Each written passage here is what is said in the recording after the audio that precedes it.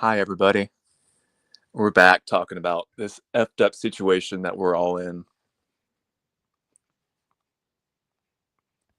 I would love if someone would want to come on and have a chat with me. Now's your time to tell me what you think and why you think it. Hey, Vazan.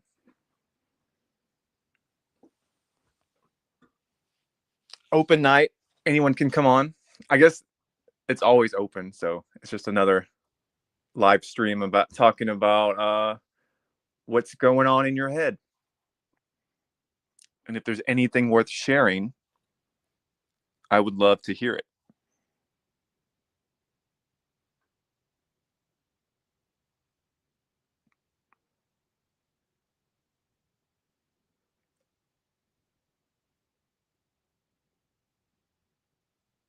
Hey, Veracity. Hey, Infinity Corridors. Yeah, I hope you have a good night with your mom.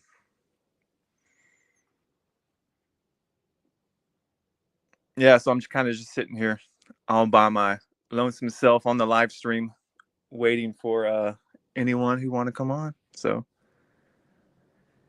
if not, you guys have any questions or want any ideas you want to talk about, post it and we can start discussing it.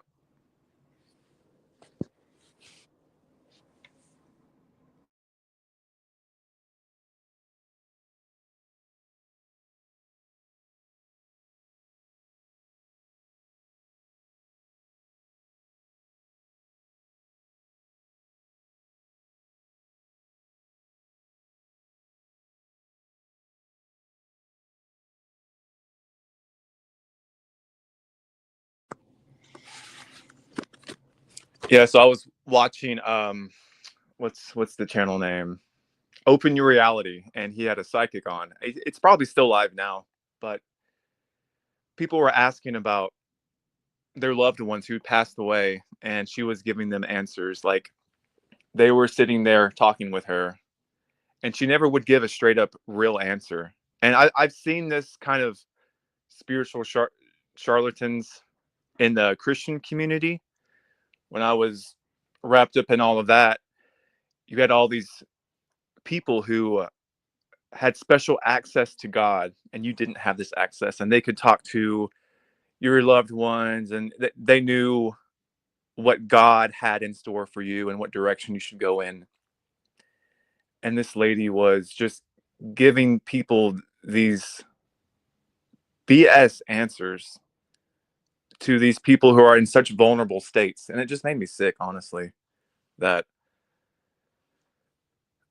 people not only believe this, but that they could sit there and say what they're saying to these people. It's sickening. But yeah, you have these kind of people in all avenues of religions and spiritual circles who know more than you, who have special access to secret information, and if you pay them, they will they'll tell you what you want to know, but they won't give you any real truth. That's the thing. And personal story, my grandfather was a self-proclaimed psychic, and he thought that he had special access to the spirit realm, and perhaps he did, but the thing is, he didn't understand the level of deception that is being at play here, and he spent his whole life um, in a deceived state, not only spiritually but across the board, across the board. And he spent his dying days watching CNN. That's what I'm trying to say. These people are so deluded, and I'm not trying to put any disrespect to my grandfather. I'm just saying these people are so self-deluded, and they think they have the answers, and they want to give you these answers, which you shouldn't trust anyone. You shouldn't trust these people. So,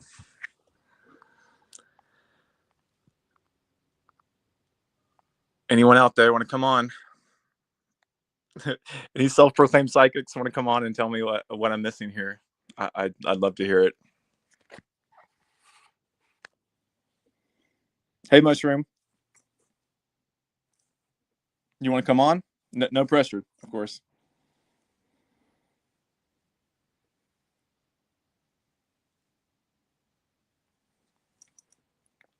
Anything that would create this stupid world and keep it going, absolutely fucking stupid and evil. Yeah, totally agree.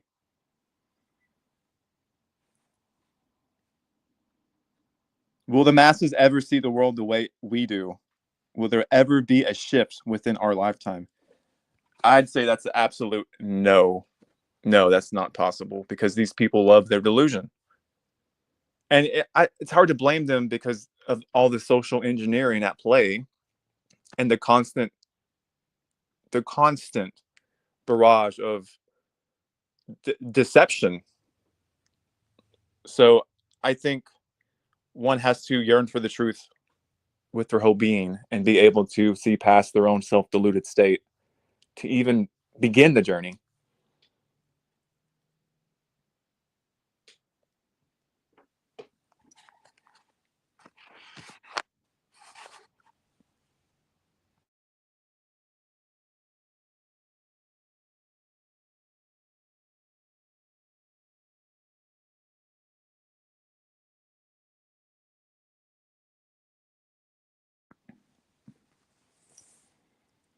It's all good, Jared. Don't worry about it.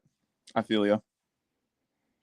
If the masses ought to ever fully wake up, then shit would have to hit the fan in an extremely barbarous way globally for everyone.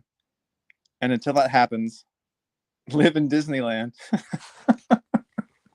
I'm tired of Disneyland. I want off this freaking ride, man. I'm like the mascots and them doing little dances ain't doing it for me anymore. Like it is really going to have to get bad until big ass bomba fall from the sky globally. UFO ships invading this planet. Really bad, bro. I mean, it's not really funny, but it's just you have to laugh, I guess. So, do you believe in UFOs? There's UFOs out there, or is that just kind of like a fantastical depiction of what would have to happen?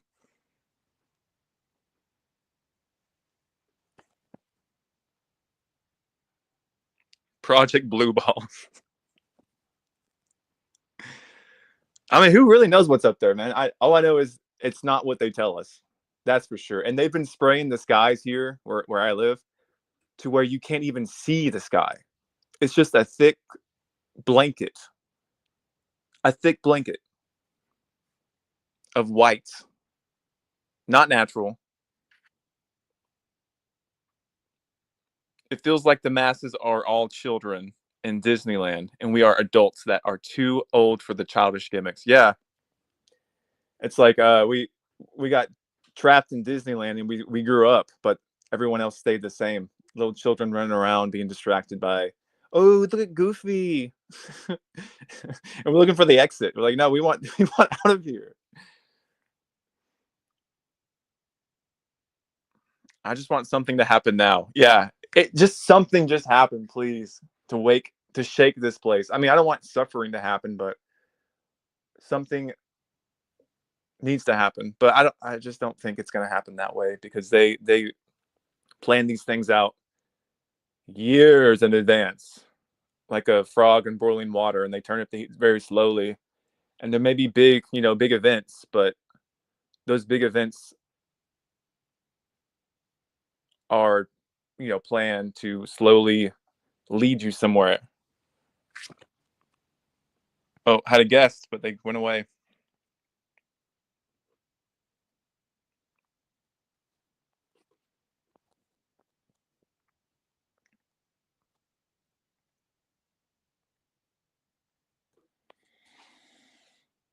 Yeah, everyone's waiting for some action here too, so I'm just waiting for someone to come on.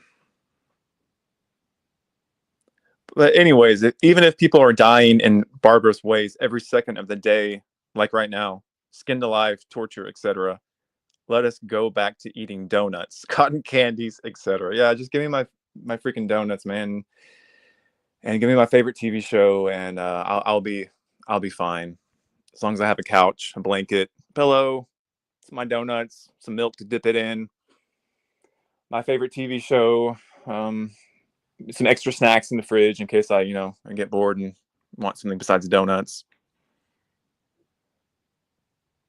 Unfortunately, I agree. Will probably be a slow burn for the rest of our lives. I suspect it will be much of the same for decades and decades. Yeah, that's what it seems like. It's like it's literally the same day over and over and over again. It will drive you mad. What are you supposed to do? Just sit there in your room and meditate and just not think of anything and just transcend past this fallen state in your room until you get hungry or you have to use the bathroom or you got to start paying your bills or your house starts falling apart because you open your eyes and you're like, oh, I've been here sitting here for 20 years and I'm surrounded in shit now.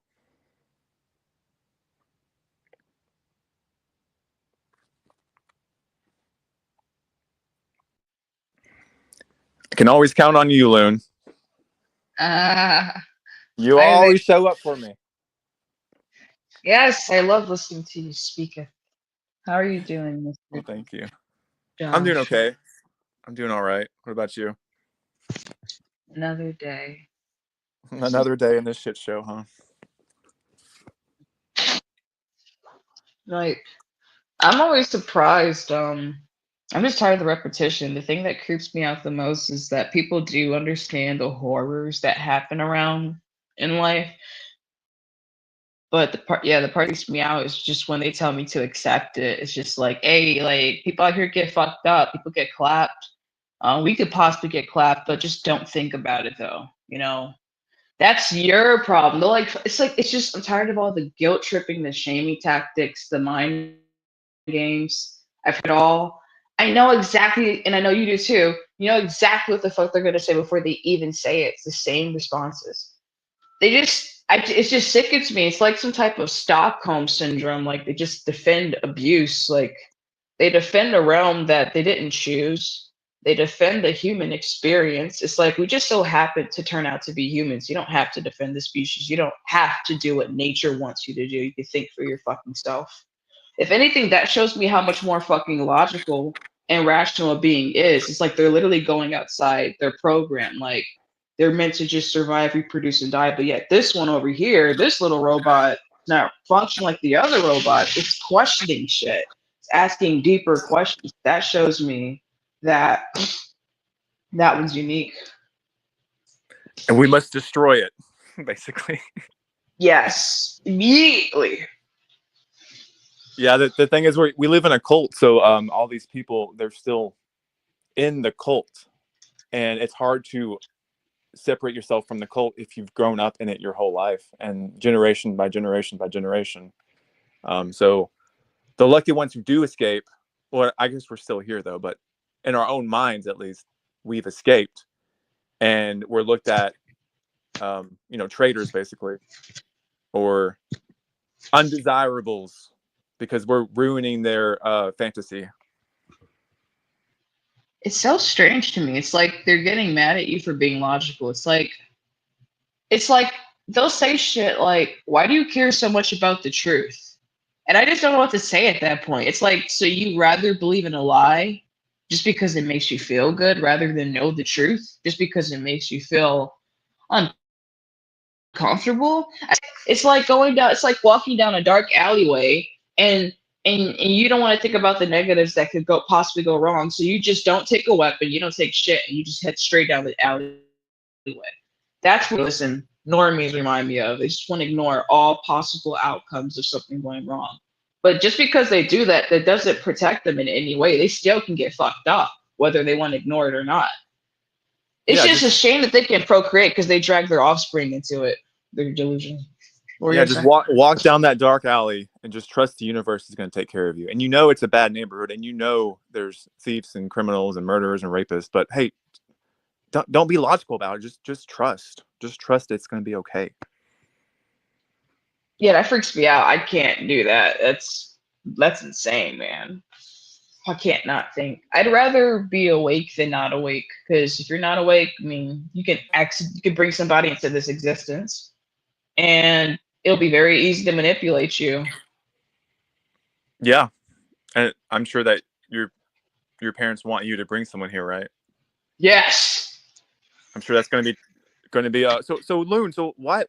So you've thought about like getting a nice man and like settling down and bringing us some kids to distract ourselves from this miserable existence. Never fucking happening. I take myself out before doing that. I'd never do it. I cannot imagine. I cannot imagine. I can never do it. And people they're banning abortions.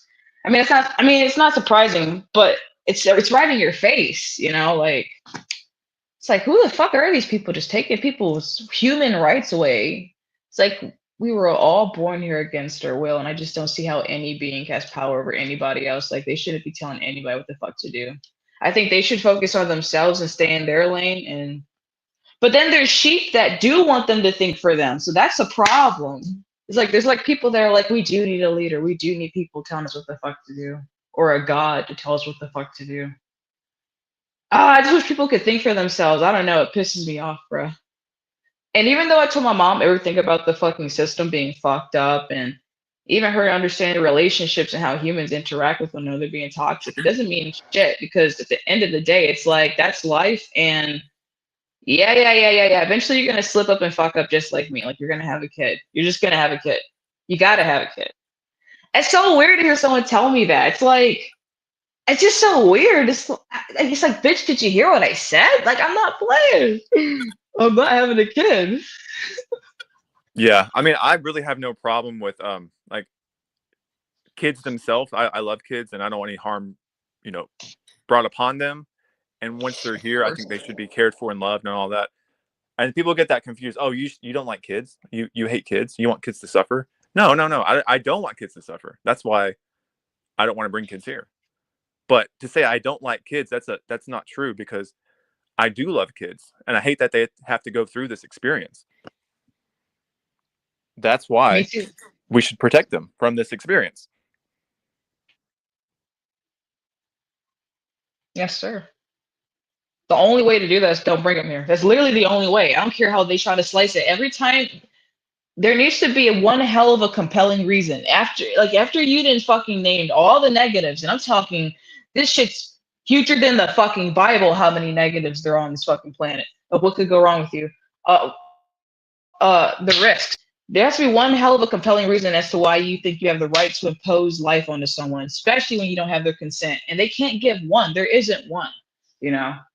It's just like there really isn't. It's so fucking what's the word I'm looking for? Like the number of negatives on this planet is staggering. It's like unbelievable. I can't even it's like a joke. It's like I can't believe people dare ask you like why wouldn't you want to have a kid? It's so backwards. They're like, why don't you want to have a kid?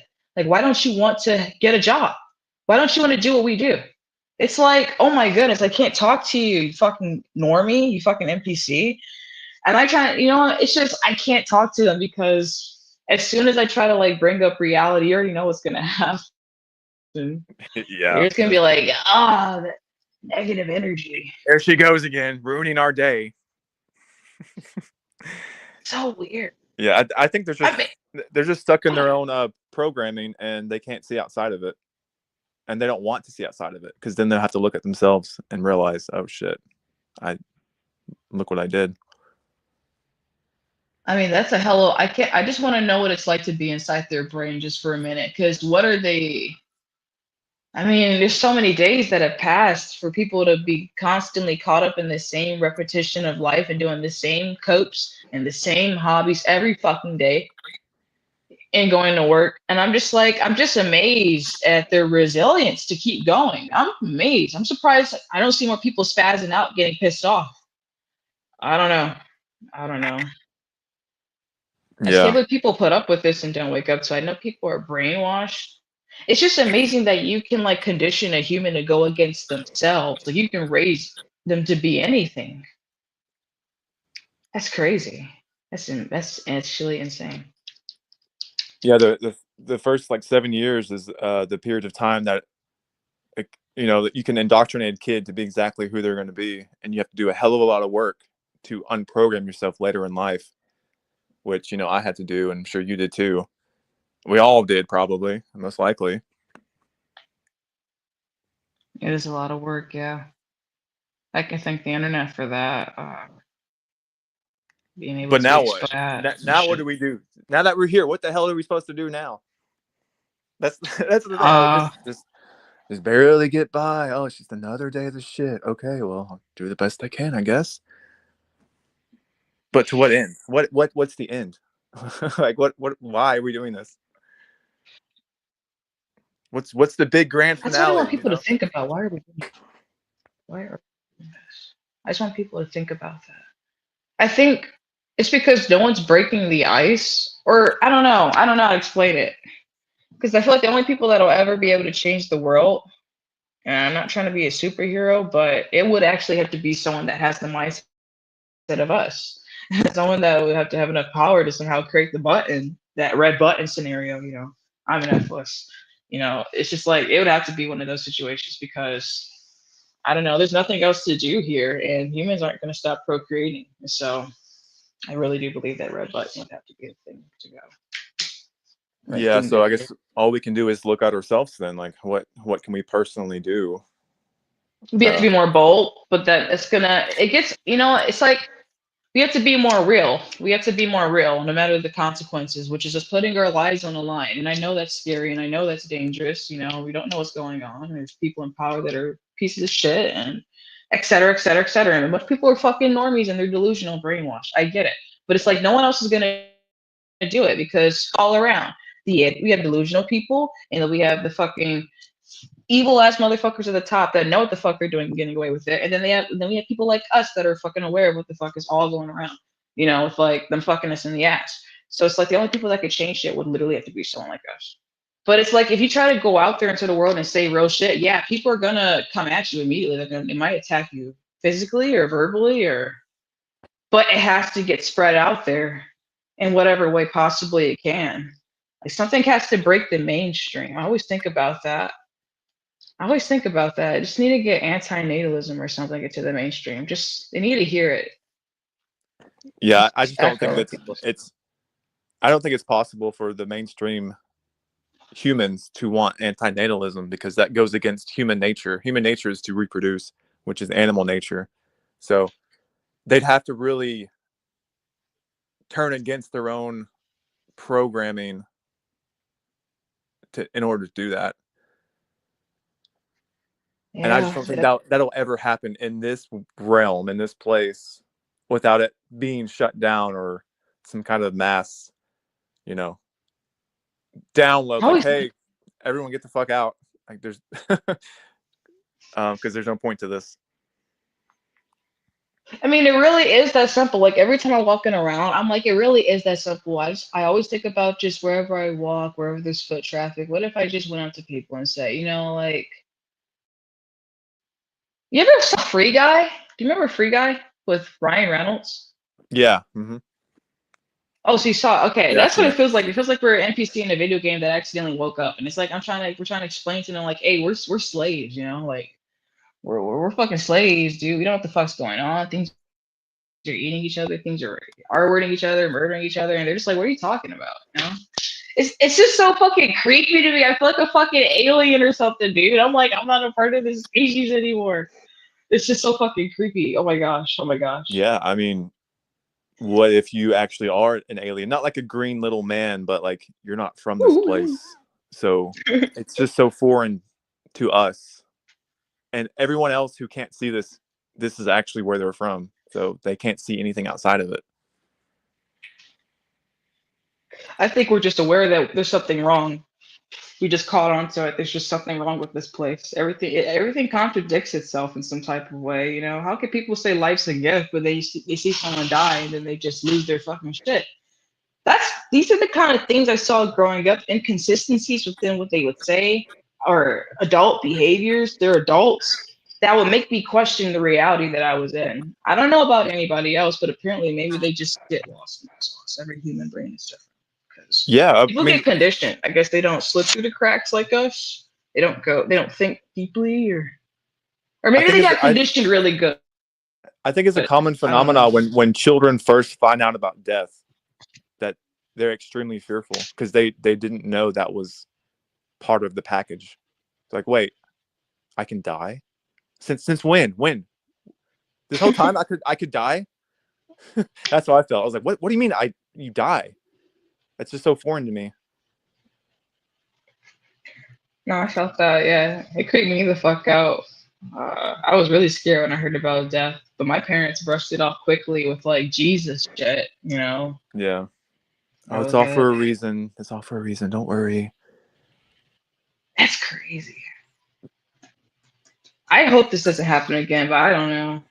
Look, I'm not even in control. Do you believe we're all just victims of causality, like in every which way? It's really not any free will. It feels like it because we're in the body, you know, some Yeah. crazy VR experience. So you'd have to define what is free will. What do you think free will is? See, that's what I'm trying to say. I'm like, what the hell even is that? Because everything's a cause and effect. So uh, it just feels like we have free will, but really, no. Okay, so people think, oh, I have free will to like go in the fridge and grab a a beer, Why'd or I you can get the food?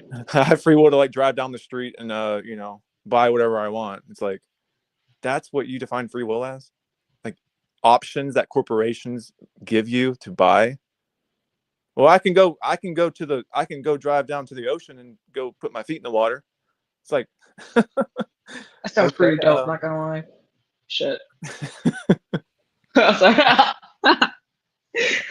I'm gonna get the hell away. I love I that. mean, I define free will Travel. as I have the absolute truth and know um, what's going on and decide what to do and have no limitations upon that. There's no way, no. So, Nah. I mean, there's no way that that's possible here.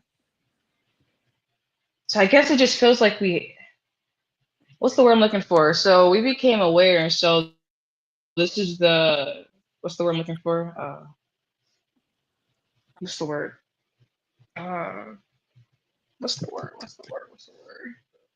We're just victims of causality. I don't know. We're just in the moment right now, like this present thinking. And it's like we may feel like we're in control, but we're really not. I don't know how to word it. It's like everything is just webbed together, bouncing off each other. I don't Yeah, know. we're just presented with very limited choices, and those limited choices give us the illusion of free will, but in actuality, it's a controlled choice. And the more knowledge you get, you can make more choices, but ultimately you're just making choices that are based off of a reality that you had no say in. I think you said that part. I think it was you, and I was like, yeah, which is really scary. Like, um, like the choices that you make are based off of how aware you are, but you have no control over how aware you are. Like, because it takes like being told shit, or you have to go through certain shit to figure this out. Because I think about it, there is a lot of peer pressure, and I mean, your parents are gonna raise you, so they're gonna definitely condition the fuck out of you. They're gonna do their job. So it's really hard to wake up. I don't know Yeah, I how we mean, did it. I think for it's example, internet. did you choose that you have to live in a society that you have to work and have to drive a car just to get around, or use public transportation on roads that you had no say in building, and houses that you had no say in them building, and um, bill prices, and you know, just if you analyze everything about this world, you had no choice in it. No choice. You were just brought here, thrown to the wolves, and you have to make the best of it. Yes, that's a fact. It's the truth. We don't get to pick anything. Nothing. Literally nothing. It's so crazy. We're just randomly Yeah. spawned in here. And the only thing you get to pick is oh, what do you want for Christmas? I want a bike for Christmas from Santa Claus. Man. Oh my gosh. Oh, those days. It's holidays. I can't take it seriously. Do you celebrate holidays still? I don't celebrate, but my family does, so I spend time with them. Oh, I I do the see, I best I see. can, you know. I mean, it's hello. I'm still here. Hi, Oh, there's people in here. hi, great like this Wayne. Hey Wayne, what's up? The Most High. Is this Dushua? Yeah, this dude show what? Hey, what's up, man? The Most High was a. What's up, Azan? Hello, yeah. So I just so like What's every up, we huh? live in the circus, boys. Like every time I be waking up, I think you cut off there. Yeah, Yeah, I can't hear you anymore. you're gone. So how you feeling, Joshua? Layla. Since the last stream we did. How am I feeling? Yes, sir. Just just to the wedge slave oh, jobs, getting bent over 24/7, living paycheck to paycheck. It's like, come on. Let's go home. I got. yeah. Hey, you cut out there, Vazan. What were you saying? Sorry, maybe my audio is going a little bit crazy right now, but yeah, uh, you go outside every time you see all these cars driving to work, the wedge slave jobs.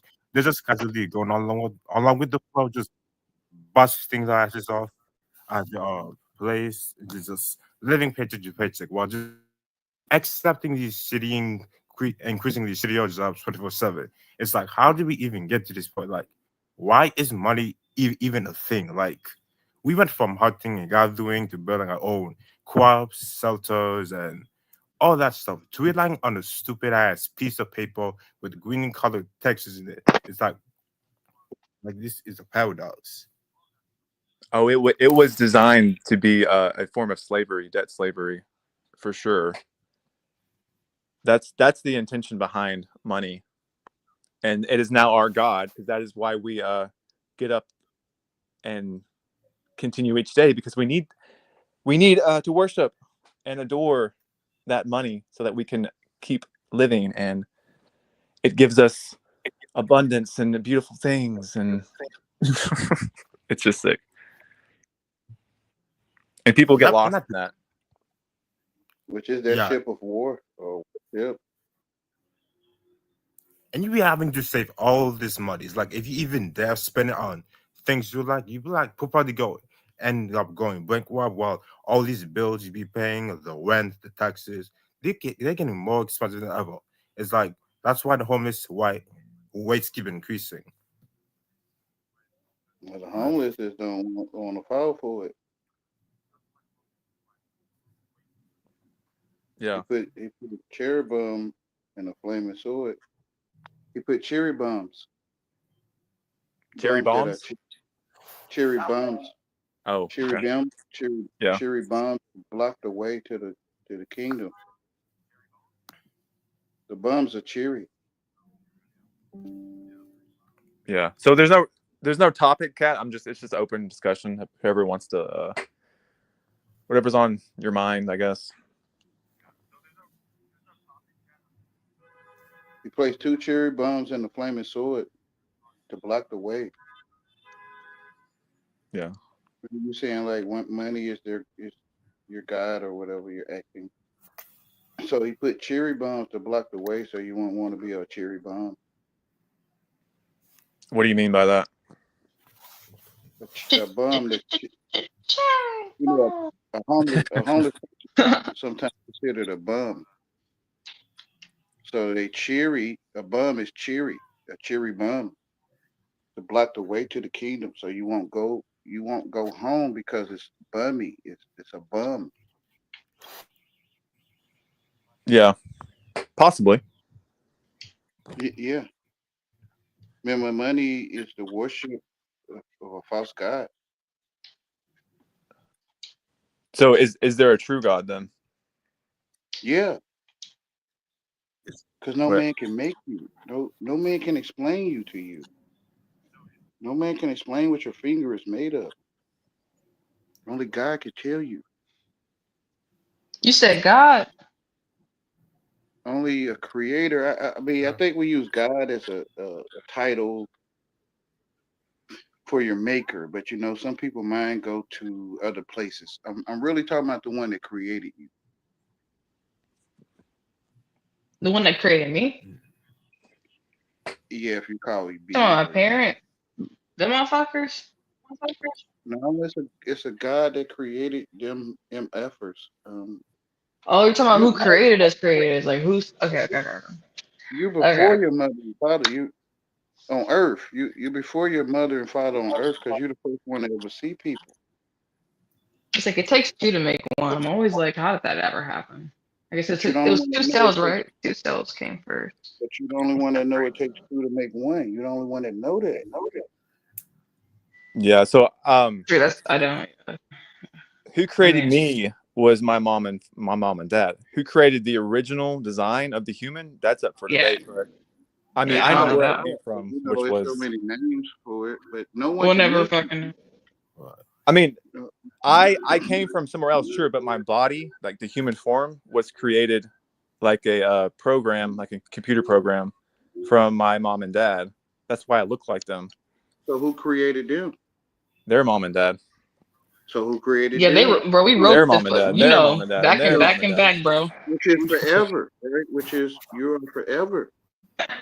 No, that's not Been me. I'm not fucking for them. a long I'm time, dude. 100% certain that I'm not my dad because I'm a totally different person than him. Do you have children? No, I don't. Okay, those that have children is in the center of it all. You're your grandmother and grandfather. You're your grandchildren right now. You're the Well, only one that can see, right? Like Either way. When like design this human body is just an evil piece of shit.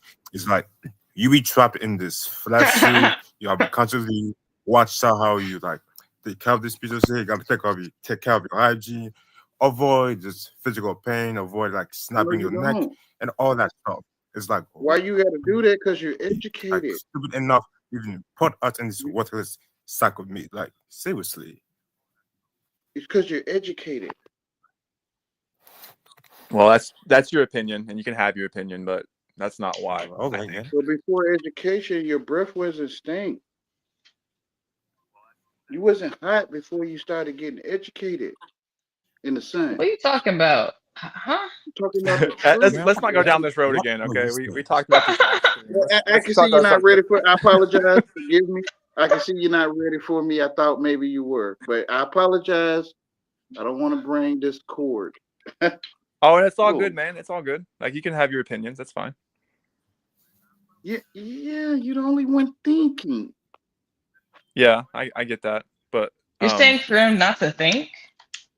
So when you go into the world education, you get programmed to think 1+1 is 2, like you're a clone. Like Uh-huh. so, it's magic. yeah, Magic. Okay then. Yeah. Oh, To empty out your vessel from what you originally are into an educated being. I can see that. Yeah, I can see that. So what's the point then? You. huh? We call it the point. We call it what's the point, but we was talking about you the whole time. Yeah. Well, anybody in the chat want to if they if they want to come on and talk, that's perfectly fine. It's an Yeah, open join up. discussion, so come on. Come But yeah, on. yeah. Your education asking you to look for a point. I And it's agree you that that's the point. words manipulate our reality to view things a certain way. And if we didn't have words, then we could have probably a better understanding of things. But since we're in this limited state, we have to You, use words to express you, ourselves.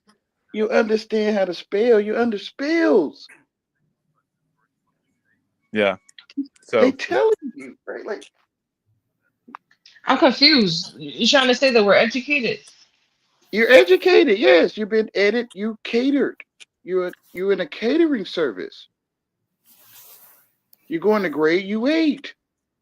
ATE. yeah.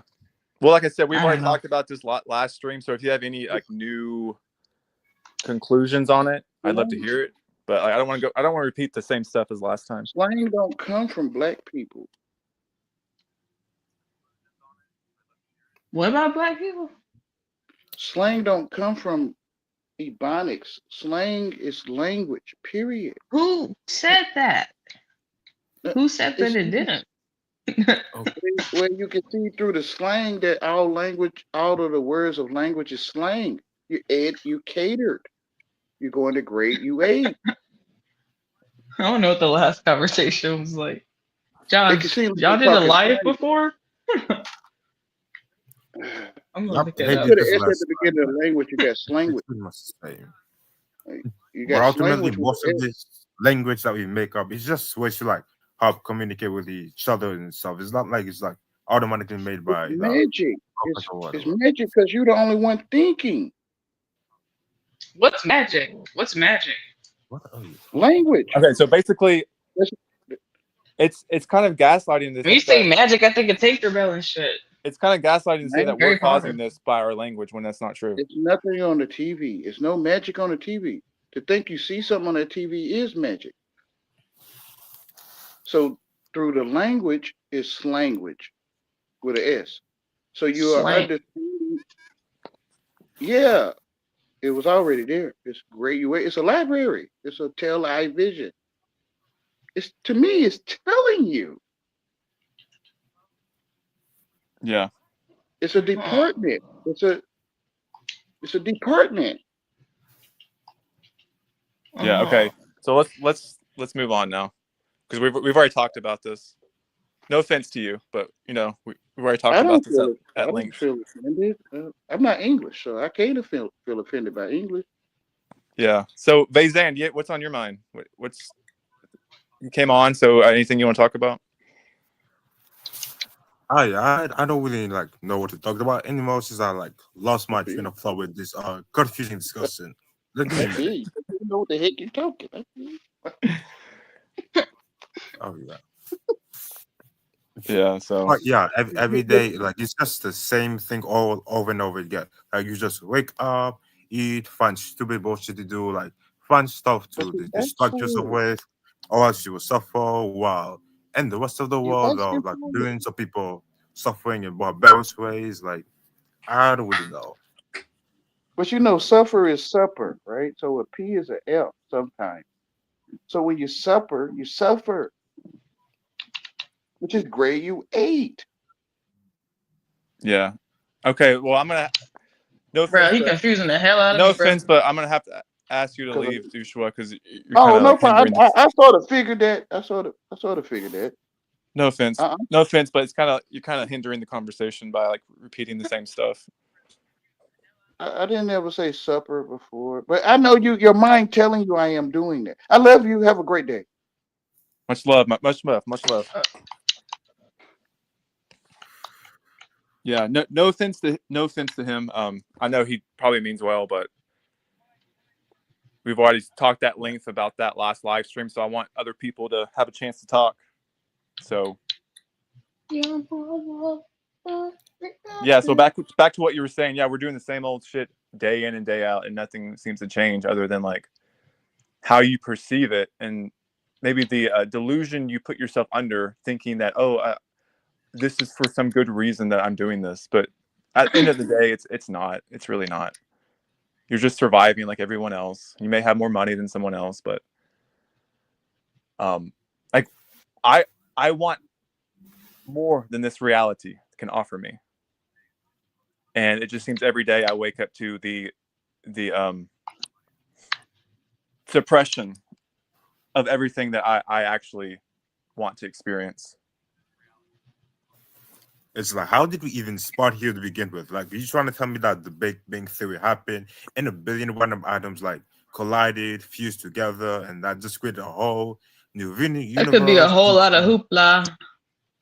And then the Homo sapiens just came around here and just do whatever, and then just as time went on, we are here recklessly just bleeding, and like here we are now. Like, wow, seriously.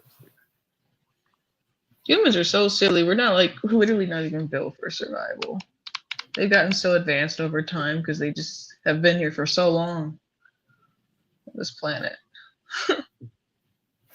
And that's another thing. Like we keep calling ourselves advanced because we got all this technology. We can create computers, build airplanes, paint the drawings and all that stuff.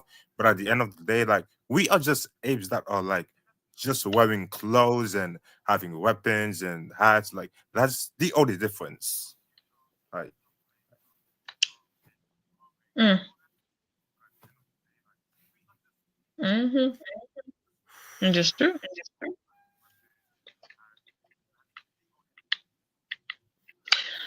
It's not fair. Yeah. So, Vazan, what do you think we should do in the present moment? yeah, I guess there ain't really much we can do. We just like cope as time goes on. Like there ain't really nothing much. Like I always say that stay away from NPCs and get away and learn to become minimalistic. Hmm. Unless you've found a way out. Yeah. Well, that's why I do these live streams, because I want, people to come on and tell me what they think, and if they have any solutions or things that could help us all out. And I enjoy hearing other people. So Like, yeah, if you have any grand ideas or like things you've been like wanting to express for other people to hear, I mean, now's your chance. So, I mean, no pressure, of course. yeah, I ain't got any ideas, but thanks. Oh shit, we're fucked. Yeah, so Damn, you are our only hope. whoops, Mm. sorry I did not your next What else did y'all want to assignment. talk about? Oh, well. I'm trying to think. Yeah, I'm really fucking much. Have you had any supernatural experiences? No, I did not have Me? any supernatural experiences before, but I do kind of try to understand how they like seem to go. It's like you're just like in a dark room, you might hear voices in your head, like seeing ghosts and just telling you like super strange things and stuff like that. Is Yeah. You said you've seen some stuff before? yeah, You're saying you haven't seen anything? Is that what you're saying? yeah. Yeah. You have any experience like any like Matrix weird stuff, or like synchronicities, or like things that you're like, what? How could that happen? I have experienced some synchronicities. I don't know. It just seems. I'd be like, damn, that's one hell of a fucking coincidence. I can't believe that lined up. That's happened to me a couple times. Yeah, I experience it all the time, like all the time. You just have to notice it and be like aware. For me, at least. Every once in a while I keep thinking that like whatever we're doing right now is like it's scripted, we're just programmed to do so, but at the same time maybe we're not, maybe we have the like free will to do so, but at the same time maybe it's all just robotic programming, like mhm. Yeah, the more I think about life, going back to what Loon was talking about, Free Guy, it's like, damn, I really do feel like an NPC some of the time. Like if I just go with my normal programming, like I feel like the normal programming is very NPC like, and becoming aware, like self-aware, is like the glitch, so to say. I don't know how to describe it. And you can fall easily back into the NPC behavior, like just the mundane things you have to do in life. You're in this NPC like state when you go through it, unless you're consciously trying to be more lucid.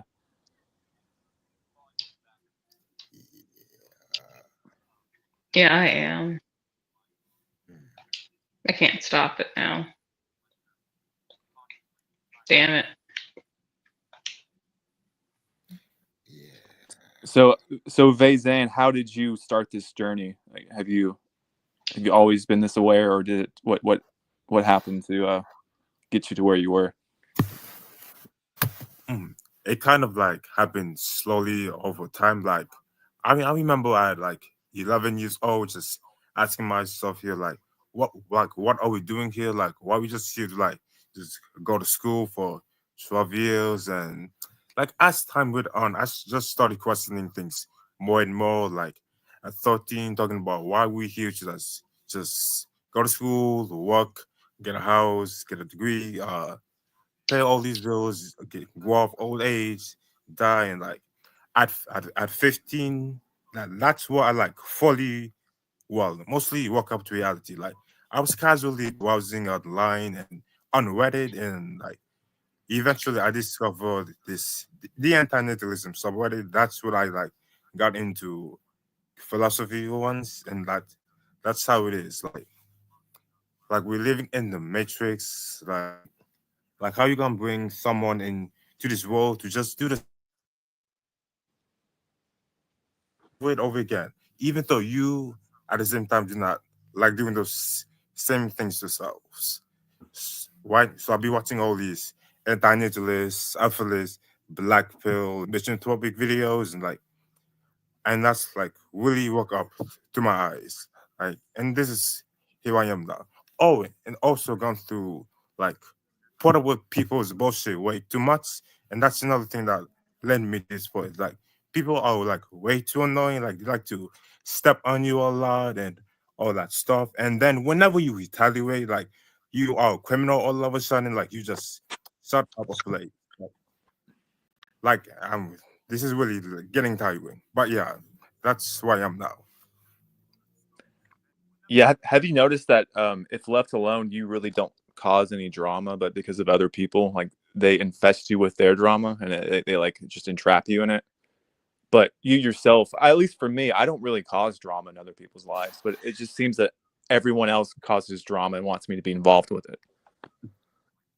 It's Like like some kind of seriously, energy loose extraction. You know what I mean? It's just ridiculous.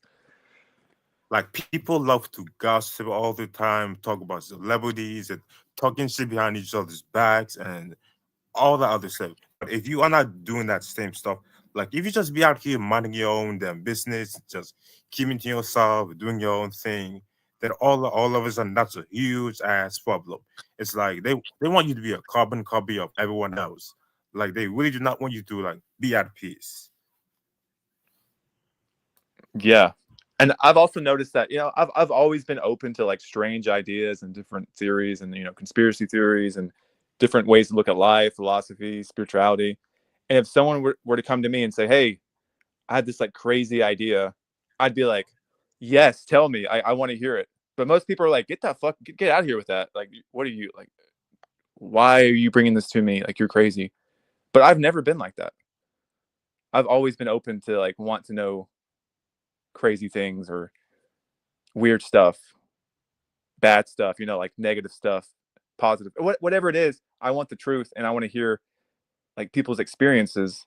But most people don't want to be shaken out of their own slumber, which has always confused me.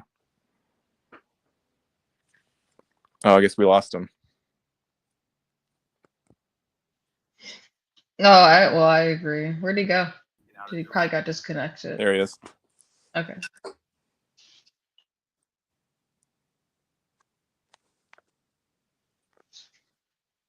You back?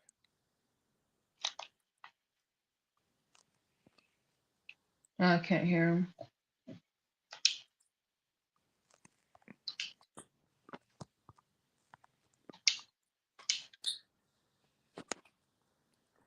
Yeah. So, like I was saying, I've always been into like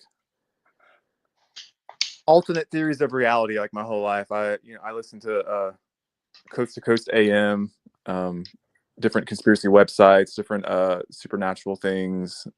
Always looking into like ghosts and just paranormal stuff. The ways the world work. I've always been so fascinated with those kind of things, and I find that most people aren't, or if they are, it's like very superficial, and it's not actual and genuine. It's like kind of like a social status thing for them. Like, oh, it's spooky season. We're gonna watch spooky movies instead of being like, no, let's actually go ghost hunting or something. I did a lot of ghost hunting when I was younger. I thought I had a lot of weird experiences too.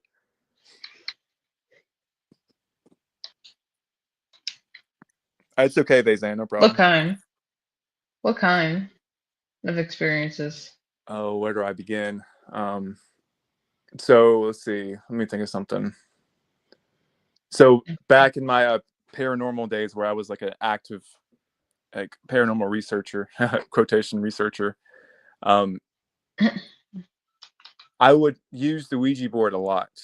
I was never afraid of um, the other side, so to say. I was more afraid of people, but spirits never really scared me. So I would, I would use the Ouija board and I try to find some people, and I was very serious about it. There's no bullshittery, like no messing around. Like don't move it. Like if it's gonna move, it's gonna move by itself.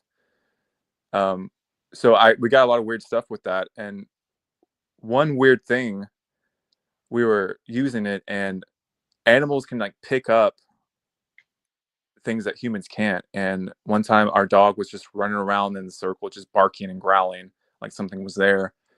And we were speaking. Well, I was in a house that someone had died in. We were living there, and we knew the people. And he had died in the bathroom, um, and the wife eventually had died later on. And we were asking, basic questions, and then we said, "Do you know anyone in this house?" And it went to the initials: my brother's initial, my initial, my sister's initial. And we asked more questions, and I asked, "How old are you?" And it went between 82 and 83, but like close to 83, but not exactly 83. I'm like, that's weird. And next week, my grandmother told me, "Hey, guess whose birthday it is today?" I'm like, "Who?" She's like, "The ladies, the house you live in, like that lady, she would have been 83 today. Today's her birthday." I was like, "No fucking way. Like, how could anyone in that room possibly know that, how old this lady would be?" And her birthday was a week later, and it was like just right on the edge of 83, but not exactly. And then my sister, she said one night she was sleeping, she heard this loud knock on the window, and she's on the second story. Okay, she wakes me up. She's like, someone's outside. Someone knocked on my window. And I'm thinking, it's a two-story house. So I get my blanket and I walk out in the dark with the flashlight, look around, like there's no one out there. And then later on, she got woken up and she was like in sleep paralysis. She couldn't move. And she saw this old man at the foot of her bed, like kneeling down and praying. And she was so freaked out. And then this was like a haunted house I lived in. And then one time I was practicing astral projection. I was doing that a lot back then. And I would get out of my body some of the time. And one time when I had gotten out, I quickly, like slowly came back in my body. And as I was coming back in my body, I saw this human entity that was translucent, like in my closet. I saw it. Okay. I swear to you, I saw this thing. And another time, my brother, he's like super freaked out. He would be downstairs in the basement and he would hear footsteps like running up and down the stairs. No one else was there, like running up and down, to the point where like him and his girlfriend at the time left the house and wouldn't sleep there ever again. But before that, he was sleeping and he couldn't go to sleep, and he saw like 3 smudge fingerprints on the wall. He was looking at it like, what the hell is that? It was like 3 fingerprints, like oily. And as he was looking, so it was the pinky, ring, and middle finger. And as he was looking, he saw the pointer and the thumb just appear on the wall. And he just got freaked out. He screamed. He like ran out of the room. And another time, we were telling my dad all these stories. He was like, "Oh, whatever. It's just you're making it up." And one time, he was there alone, and he saw our dog like at the foot of the stairs growling. He was like just watching, and then as he was watching, he heard a whistle, like a. He's like, "Oh, that's Josh. That's Josh. I'm gonna catch him. He's down there trying to fuck with me." So he like gets up and runs down there. He looks everywhere. He can't find me. He looks everywhere. He walks outside. My car's not even there. He's like, "Oh shit, this is real." And there's a lot more, but oh, there's guests here. Sorry, I was kind of You're expressing yourself. I was yeah. listening. Another time. Let's see. Another time. Like one of the main stories. We were playing the Ouija board at this old plantation we lived in. It was not old plantation, but it's like an old house in the country, and I was doing some farm work there, and it was during September, October. So we were using the Ouija board out there. But before that, my grandpa, who's self-proclaimed psychic, he told us that there was this little girl entity that was in one of the sheds, and she was a slave, and she had, she had died there, and but her presence was still there. And he was telling this in front of all my roommates' parents, and I was like, "Oh, hope they're not taking this the wrong way." Later on, we did the Ouija board, and we went out there, and we communicated with her. She said that she was this little girl who had, been a slave there, or that could have been like, a sex slave. I don't know what kind of slave she was. It could have been like any kind of slave, but she was there against her will, basically. And she got pregnant, and the owner of the building of the property had killed her and burned her alive. And this was like a long session, but she said she was buried outside underneath this tree, and the tree she said she was buried under was this dead, scary, nightmarish looking tree that I'd always thought, wow, that tree looks really evil. She said that she was buried underneath that tree, and we were like, oh shit. She wanted us to dig her up, and and back then I was like, oh fuck yeah, let's dig her up. Everyone was down for it, so we started digging. It took about a day, where I dug so I couldn't dig anymore because I couldn't reach. And then I hit something, and I put my hand down there, and I picked it up, and it was burnt remains of something. Like it was something had been burned down there, and it's like charcoalish material, and it would make my hand black. And as soon as I picked it up and looked at it, one of our dogs came running through, and it had 3 scratch marks across its face with that same soot material that I had just picked up. I'm like, what the fuck? And then I'm not joking about this. And then when I look in the shed, it was written on the wall. Something had writ "hi" with the soot, with like this sooty material, and it looked like little girl handwriting.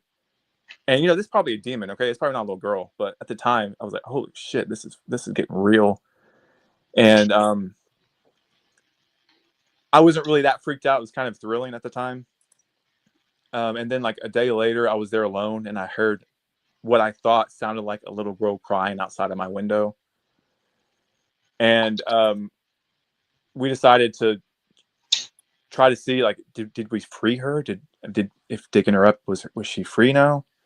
So we tried it one more time, but we went out further into the field to this really old abandoned like farm shed thing. And when we went out there and did it, it was like completely silent. Still, there was no air, no energy in the whole building. It was extremely weird. And we were getting no activity on the board. But then all of a sudden, we felt this cool, like cold wind, like very directed, like sweep through the building.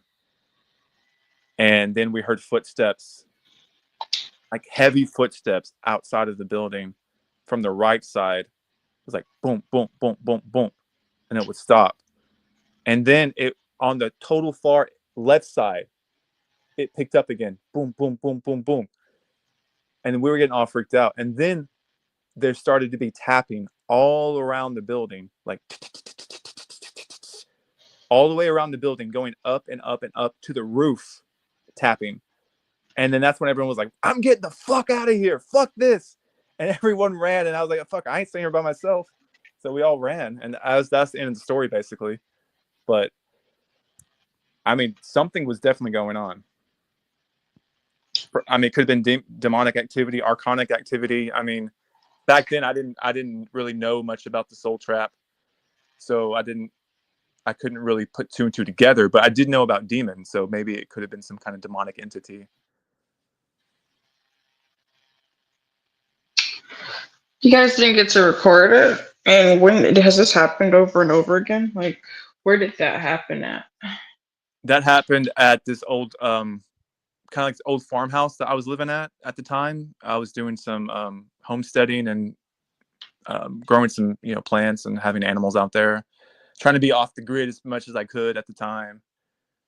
But we got kicked out because they wanted to take the house back because it was their mother's house, and they needed someone to like take care of their property and make it all nice and neat and cool and take care of it. So we did that, and I guess they liked it so much that the daughter got ownership of the house and she wanted to move in, so we had to leave, unfortunately. But that place was definitely like something was going on there. Have you ever experienced something like that again?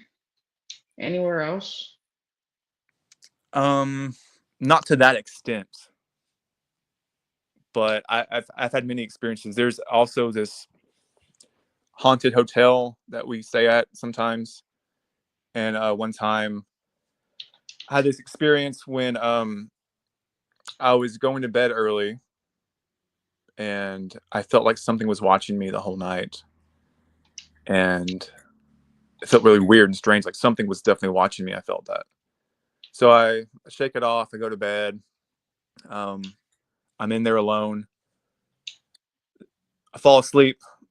Next thing I know, I'm being shook, like violently awake. And I open my eyes and I look up and I see this what people call shadow people, this dark entity that was darker than the darkness that surrounded it. Because this was like a pitch black room, but I could make out this human shadowy like figure that was darker than the dark room, and it was like shaking me. And at the time I was like kind of disoriented and kind of annoyed, and I stupidly said, "I'm trying to sleep. If you want in the bed, just get in, leave me alone." And the next thing I know, this thing is like rolling on top of me, and I feel it sleeping right next, like not sleeping but laying right next to me, and I can feel it breathing. And then I just like black out, and then I wake up, and it all comes back to me. I'm like, did that really just happen? And of course, it wasn't there anymore. I feel like I have an idea or some kind of understanding about. Seems like while we're here, we have these physical vessels, obviously, and our hearts. Because I was thinking about loosh production, and I was thinking about the discharge and how it could be possible, like the emotions, the energy and motion that somehow is emanating from us in some way, like into the ethers and like collected somehow. How is the charge? How is the dispersion of the charge collected? Whatever. I was thinking about that. But then I was thinking a couple of years ago, I was thinking particularly in terms of ghosts or entities or spirits or beings that are kind of like trapped in this liminal space. Like they haven't gone, they died, but they haven't gone to another realm and or left the system. And so they're kind of like trapped here, but in an energetic state. Because if you think about it, the tools that they use for paranormal investigation are like electromagnetic frequency detectors picking up that charge. So it's like that looping, that charge, it like holds itself in a loop. It's like stuckness of that emotion. And when somebody dies in a horrific way, that looping, it's like a record player or something. It's just like, it's this energy loop that's stuck here, and it can be picked up and it can interact through different modalities like the Ouija board, or they could be found by the electromagnetic frequencies or whatever. But then it kind of like helps to release it, because it's like it happens. A lot of stories they say like, oh, it happens and then it didn't happen again. But it's just like that charge dispersed then. So maybe you played an integral part in like helping that charge disperse and maybe part of that energy release and not be stuck. You know what I mean? Yeah, it's possible. Yeah. I think, but I also think these things could also be imposters as well, just like in the spirit realm. You know, Oh, for sure. when we cross over, supposedly there's, we get thrown the grandmother, your parents, your, whoever, the loved one that you are attached to, they can impersonate. And from that one experience with the girl, I really feel that that was an imposter. That really wasn't her, but that could have actually happened, because when I dug up under that tree, I did find something was burnt under there, because but I couldn't reach it all the way because it was so deep. So perhaps they were just toying with me or something. I don't know, but yeah, I mean, do you think people could be stuck on the earth plane? I do think that that there are people that are so attached to and don't really maybe didn't have an open mind enough to expand their awareness past the possibility of being in purgatory, hell, or heaven, those indoctrinated like places destined to go, or like not wanting, and like I said, that, yeah, I feel there is an aspect of some fragmented spirits that are trapped in a loop of an emotion or some sort of trauma. And I agree with you also that there are infiltrators and like parasitic manipulative energies that weasel their way into absolutely any opportunity that they can use to do a variety of fucked up things to add to our wonderful experience of the circus here. You're being sarcastic, right? Yes, sir, I am. Yeah, I thought so. Yeah, have you had any experiences like that? Like the supernatural communication. Yeah, Well, because I heard your story on Forever Conscious, but oh yeah. Yeah. Oh, cool. That was a long one. I don't know if you listened to the whole thing. That was a long story. It was like my whole life story. But yeah, thank you. Cool. Um, I have had experiences. I didn't talk about the supernatural experiences on that interview, but when you were saying like the Ouija board and the shed, it's interesting because that kind of reminds me of an experience I had. I moved into this house. I'm no longer there because the owners, they wanted to take it back, but I lived there for 7 years. But when I first got there, I kept hearing like this knocking, like this mysterious knocking, like in my closet and like in the garage area. And I was just like, what is this weird knocking? And my friend and I were just like, her grandmother, I live in a really charged kind of place, where like the Theosophical Society, one of the foundations is set up. So there was like Blavatsky and Alice Bailey and like all those types of people here. And so my friend grew up here and her grandmother had this old Ouija board, like from those times when those people were hanging out and stuff and whatever. She brought it to my house and we were also learning tarot together. And this was 7 or 8 years ago. Yeah, 7 or 8 years ago. I don't use tarot or the Ouija board or anything like that now, but at this moment I did, and we experimented with it. And yeah, there's like a spirit. I don't know if it was real or not, but it communicated to us through the Ouija board. And we were also using a dictionary, where I was like using it as an oracle and just flipping to random pages and seeing which words came up to give clues. And what we put together is that it was like actually an animal. It wasn't even a person. It was the spirit of like a horse or a donkey or something that was like held like captive on the property. And then I found out later through the owners that the people they bought the house from, um, there were all these animals that they had like trapped on the property, like in cages and stuff. And I didn't know that. And so I feel like that happened. Um, I've had other weird experiences, but not really like communicating with a disincarnate spirit that's trapped. Interesting. So what do you think now about it? Now, I mean, it's just so I am just okay. So the past week, my mind has been just like blown so much more over than ever before because of like new insights and all these new people that I'm meeting that are all talking about these different topics has kind of accelerated my expanded awareness and understanding of a lot of things. And so I feel like I'm kind of tripping out. But I also am feeling now about that and everything that it's just very complex and there's so much illusion here. There's so much trickery. There's so many ways that are used to make someone perceive something that's like in a certain way that may or may not be actually like what is actually happening. We only can filter it through our physiological like brain lens, you know, and like when that malfunctions in a moment or a glitch, then we can have experiences where we, you know, a door of perception is open or we pierce beyond the veil and we can see more of reality than we could see when our brain was working properly.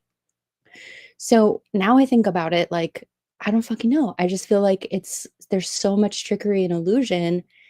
And I do believe in what I say about the trapped electromagnetic charge and that perhaps I freed a horse spirit from the shed. Like I will believe, a part of me will believe that that was real. And then a part of me is still like, well, like you said, like, who knows? There's so many opportunities for us to be kind of like, you know, when people pray to different deities or they think they're, you know, praying to this or that. Well, when a lot of people focus their attention on something, like it can form like the tulpas, like the Buddhist thought of like a thought form, a sustained thought form turns into an egregore, which turns into an entity itself at a certain point after so much. So it's like, how many versions of Jesus are there? How many versions of Shiva are there? How many entities or whatever use the opportunity to come through these um, these points of focus that people think they're directing in one way, but it's actually just a portal for something else to come through and like incite more more charge from us getting spooked or like, you know, giving our emotional charge away or whatever. Yeah. Yeah, that's the thing. These things want us to be fearful. They incite fear into us, and especially the unknown. Like people are so spooked by like, oh, there's some kind of ghost in my house. Oh, I'm so scared because I don't actually know what it is. But for me, I've never really been afraid of that. I've always kind of thought that was. I wanted to always explore that. Like, what actually is that? Can I communicate with it? Can I get some kind of can I experience something more than this mundane reality? But now I see it as like highly deceptive because if these things are actually for you and your best interest, why are they not communicating to you real knowledge about anything? It's never anything real. It's always this fantastical, fluffy, like illusion they want to keep you under. And it just makes me sick to think these entities are toying with us like this. But they work off of fear. As long as you're afraid of the unknown, they have control over you.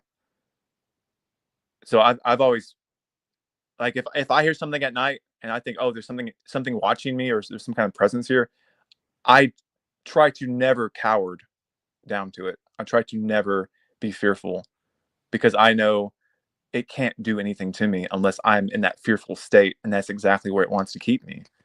I've had many experiences of being attacked at night by these things, but as soon as I got my fear out of the way and asserted my dominance, so to say, they leave because they can't. They must work under your fear. Yeah. 3 weeks ago, I had a meditative experience. I wanted to rise up out of my body so that I could help myself somehow because I was in so much pain. And I've had experiences many Hey times everyone. where I've been able to leave my body and come back in involuntarily or voluntarily. And so I was practicing doing it a couple few weeks ago, and I get up out of my body and I'm hovering there, and like I have this phase, like all of a sudden I see this face right in my face that materializes right in my face. Like it's like this big black-eyed, like a gray alien, and I've never had this type of experience before in my life. So I see this thing staring right at me, and I didn't get scared. I wasn't anything. I was just like, "What the heck? This is so weird." And so I got myself out of the state because I was like, "What?" I had to gather myself, and then I went back in to the state, and it was there again.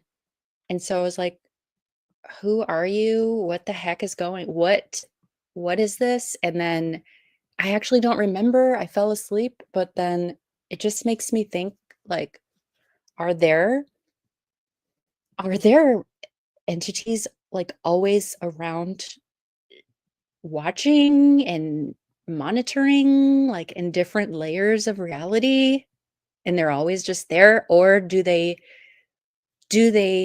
somehow locate or pinpoint beings who are, like, having these experiences, and it's like a lighthouse, and then they come in to see, like, to make sure that I didn't go too far out of my body? Um, these are questions I have now. Yeah, I think that could be true. I feel like we're always being watched, but it takes a certain level of awareness to perceive it.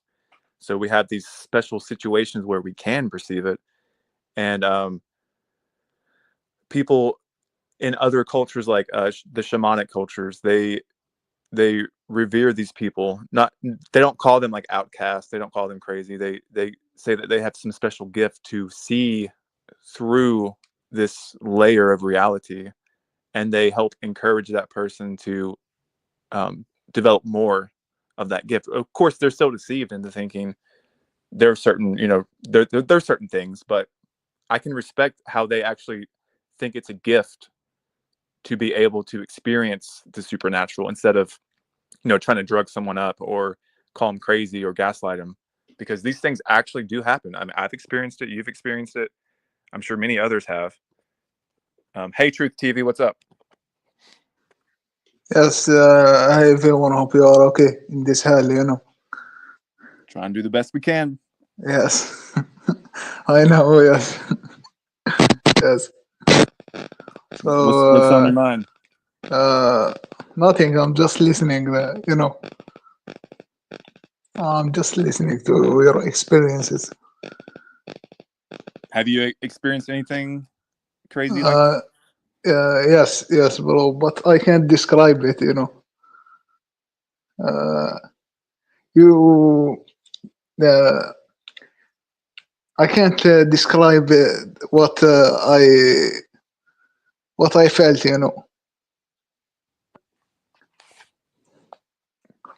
Could you try? I don't want to pressure you though, but Uh, it was very strange. Bizarre thing.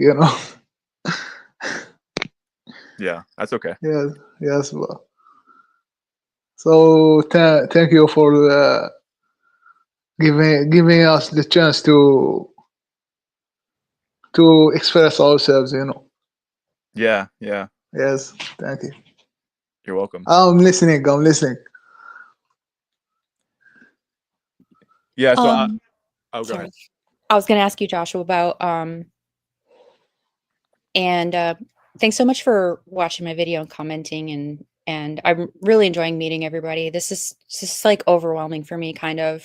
I've always kept this kind of stuff inside my whole life, and it wasn't until I did that interview 4 months ago that I started joining more groups and meeting more people.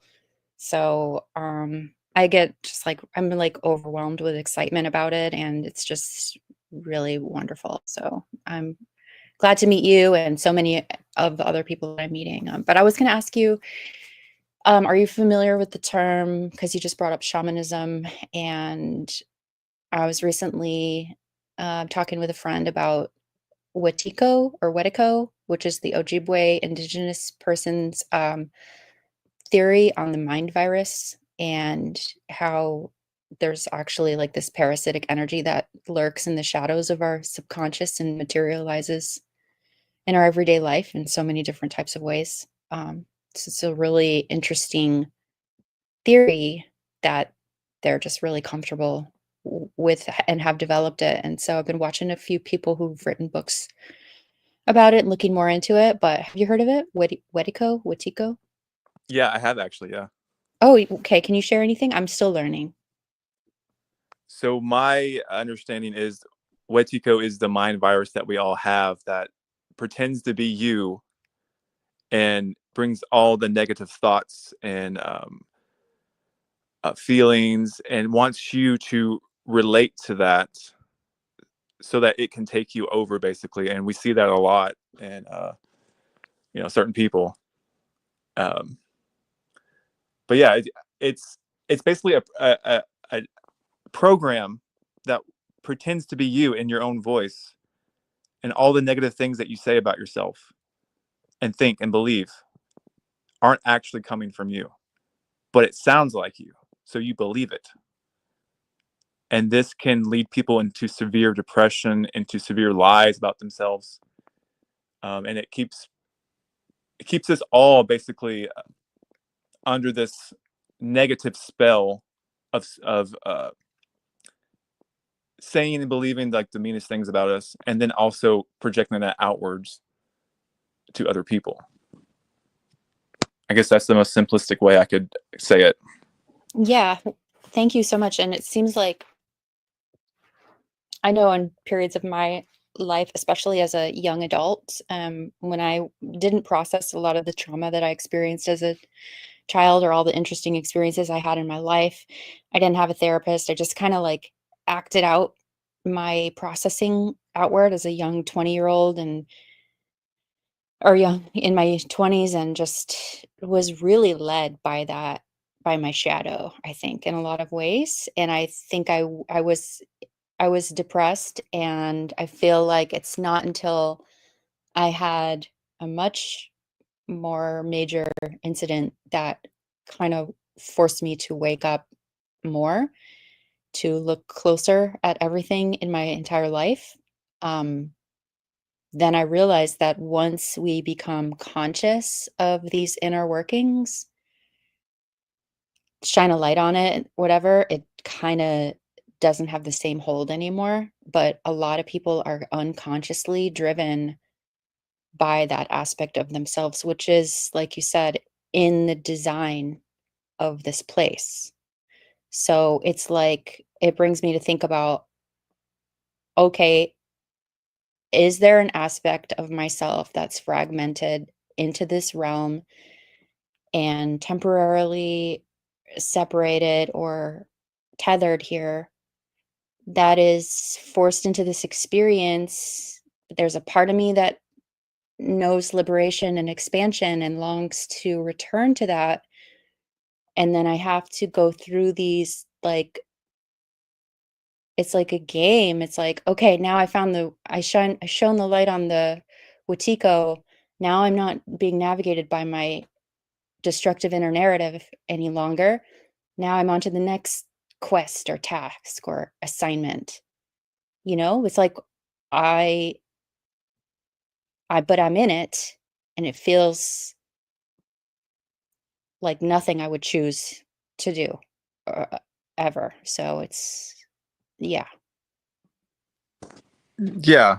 And to address the chat, Stephen isn't allowed on here because he is infested with the Wetiko virus. And he's harassed me, verbally abused me, and countless other people. So, and you can see it in the chat right now. Yes. So I don't have time for that kind of Wetiko energy here. So would you quit harassing and leave it be? Joshua, can you hear me, bro? I can, yes. I hate Stephen. He is a bad guy. is I hate him, bro. You know.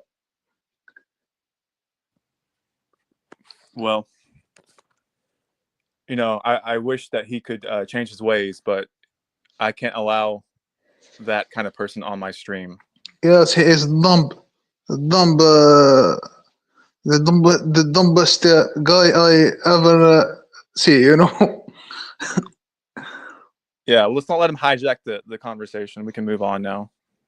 He knows what he's done. He knows the countless harassment he's done to so many people. He does it. That's all he does. So we can move on. We all know. So let's move on. Yes, yes, bro. I'm thinking about that. You know, Joshua. That is a mystery. You know. Nobody knows the truth about that. You know, it's nobody knows. You know. What do you think? I think this life is crazy life. You know, yeah, it doesn't make any sense. You know.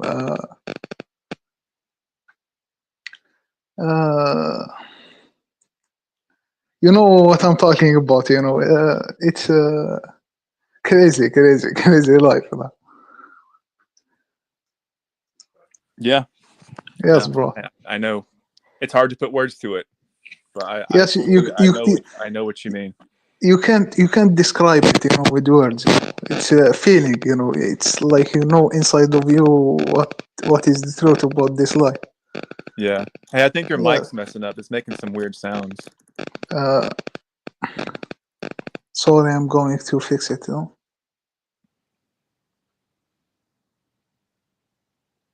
It's better. What about like it's okay like this? Yeah, it's good. Yes, bro. What to say about life? I don't know. You know, I'm just listening to Hader and you. You know, I'm learning from you. You know. Yeah. Yes. Well, thanks for being here. Yeah. Thank you too, bro, for giving us the chance to express ourselves. You know. Yeah, of course. Yes. Yeah. So the Watiko, I mean, it's just the name. You can just call it like programming that wants you to harm and abuse yourself and other people, and to think that that programming is actually who you are. I mean, shoot, it may be you. I don't know, but I know for me it's not. And every time I have those thoughts, but like you have some kind of random thought to like hurt somebody, which is from left field. Like you're like, what? Why did that thought come to mind? That's the Watiko virus, and it wants you to feel bad. Oh, you thought this thought. You're a bad person. It's like, no, that was against my will. I do not want to do that. I do not think that. I don't. That's not what I would want to do to somebody. But that's the deception that it tries to play on people, and then people kind of get lost in that, and they get bombarded with these negative thoughts, and they just succumb to it. That's why it's important to be lucid and aware of who you actually are, and not agree with every thought that comes into your mind, because it's deception, a lot of it. Yeah, I agree. Yes. I think that it may also be of service to like entropy, because I've been thinking about this entropy versus syntropy. Like the more complex a system gets, as in this realm over time and space, the more layers of complexity develop, that it has this pull toward entropy, which is disorder, destruction, chaos. But then like it's not it's a part of it. It's a part of the coding, but also syntropy is also a part of the coding. So that is like no matter how complex the system gets, there's increased order and efficiency. And like I don't know if it's possible. I think that it's such a multi-layered thing. I really think that each individual is responsible and has to be accountable for I don't think that the psyche and the subconscious is just hidden and in the shadows for that individual. I think that it actually manifests outward as well. And I think obviously if people are infested by this part of the code and they are unconscious to it and they live their life operating from that space, then they're like doing the work for this thing by creating it, because everything has like this creative power, and it's like however it's focused is what it's going to create. And so I feel that like it may be possible to have increased order and efficiency and all that kind of stuff in this system. Like I think it could be a part of the coding, but each person has a responsibility to come to a balance or an awareness within themselves, because it's a part of that is a component of it as well. You know what I mean? Yeah.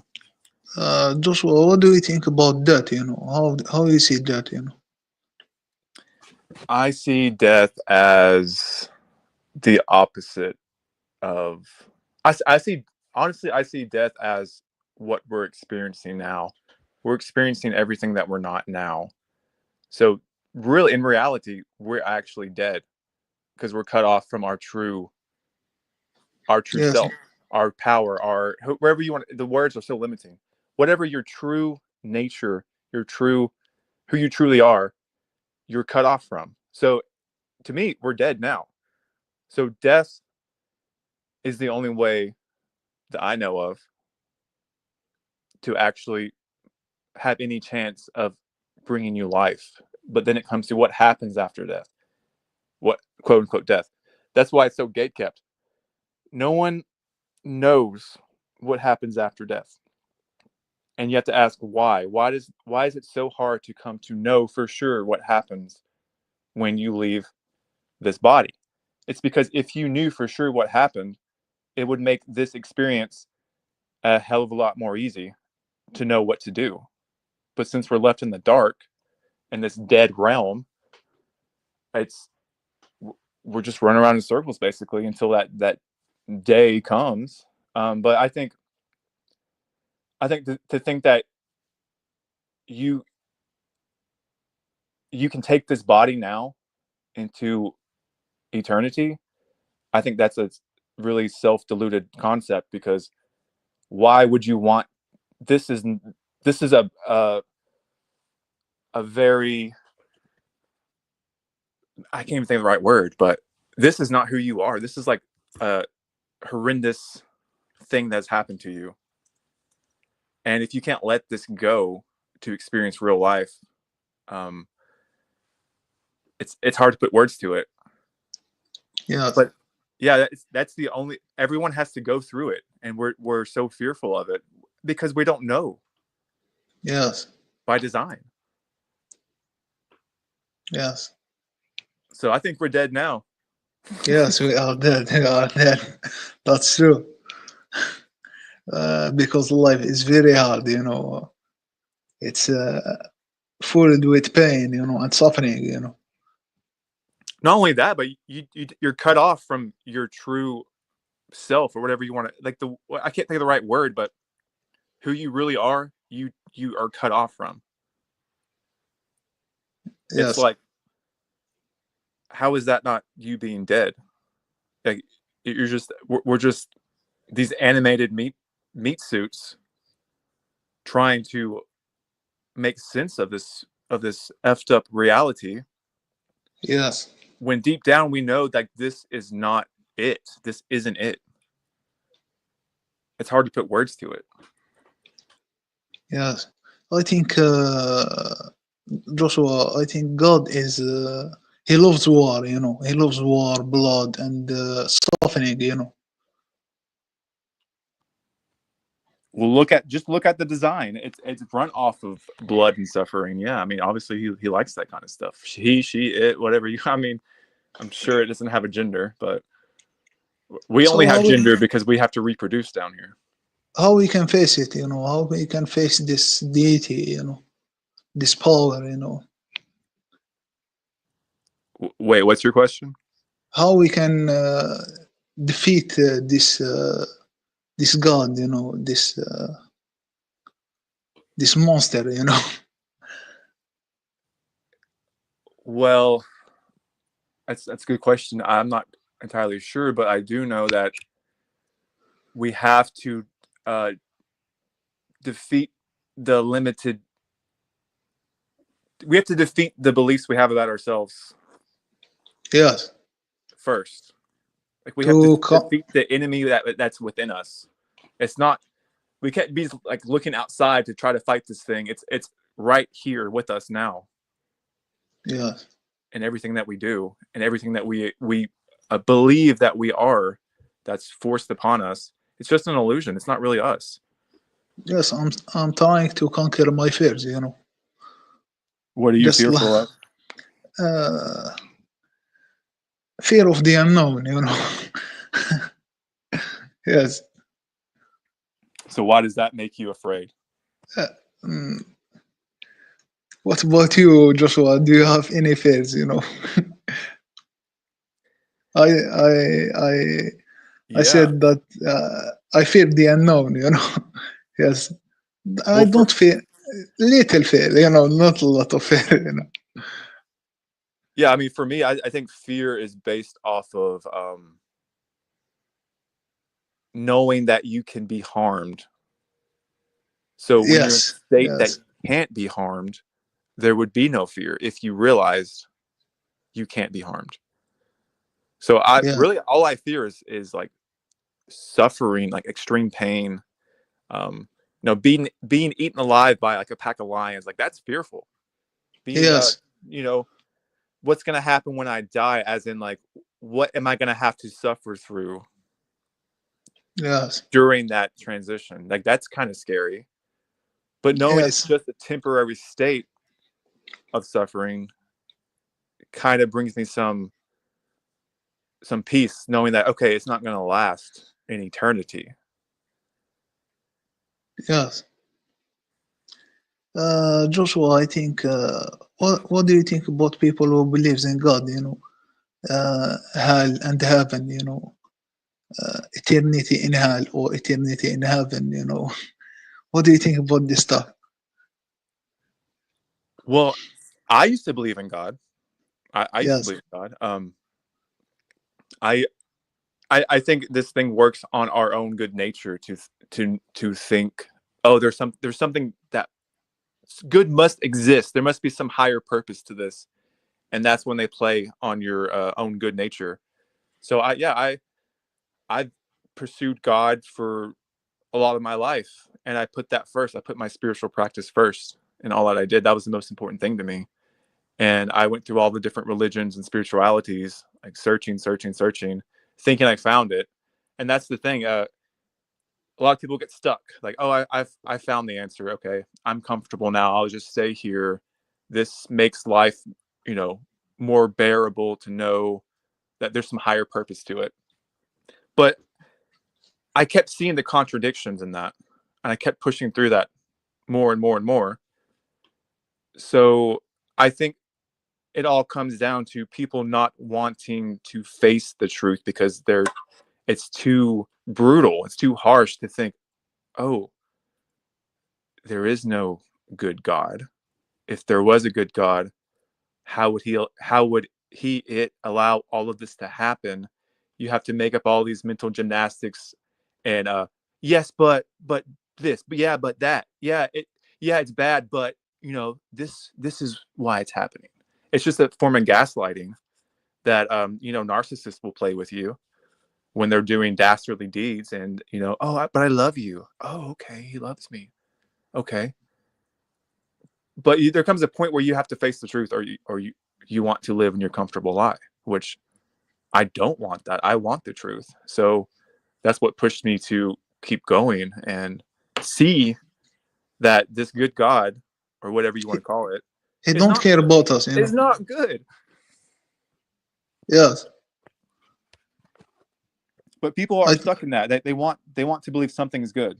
and so I can see why people do believe in it, because I was there at one point. Yeah, so I think he don't care about us, Joshua. Yeah, it's called psychological abuse. That's what's going on, and there's a lot of trauma involved with that, and a lot of conditioning with that. And it's just like if someone were to kidnap you and torture you, but also sometimes give you good things, and you wanted to make some kind of sense out of it. No, it just can't be he wants to torture me. He must love me because he feeds me. Oh, Yes. he created me, so he must want me to jump through all these hoops so that he can accept me. And if you just look at it honestly, and okay, think about if a real person were to do these same things to you, and you were an outside observer looking in at this person, you could see that, hey, this is an evil motherfucker. You see what this guy's doing to you? Oh no, but he loves me. But since it's some kind of higher entity, supernatural, like, oh, higher order, we just believe it because we just can't understand it. But if it were in simple terms, if this person was in a human meat sack, you would call it evil right then and there. Yes. That's true.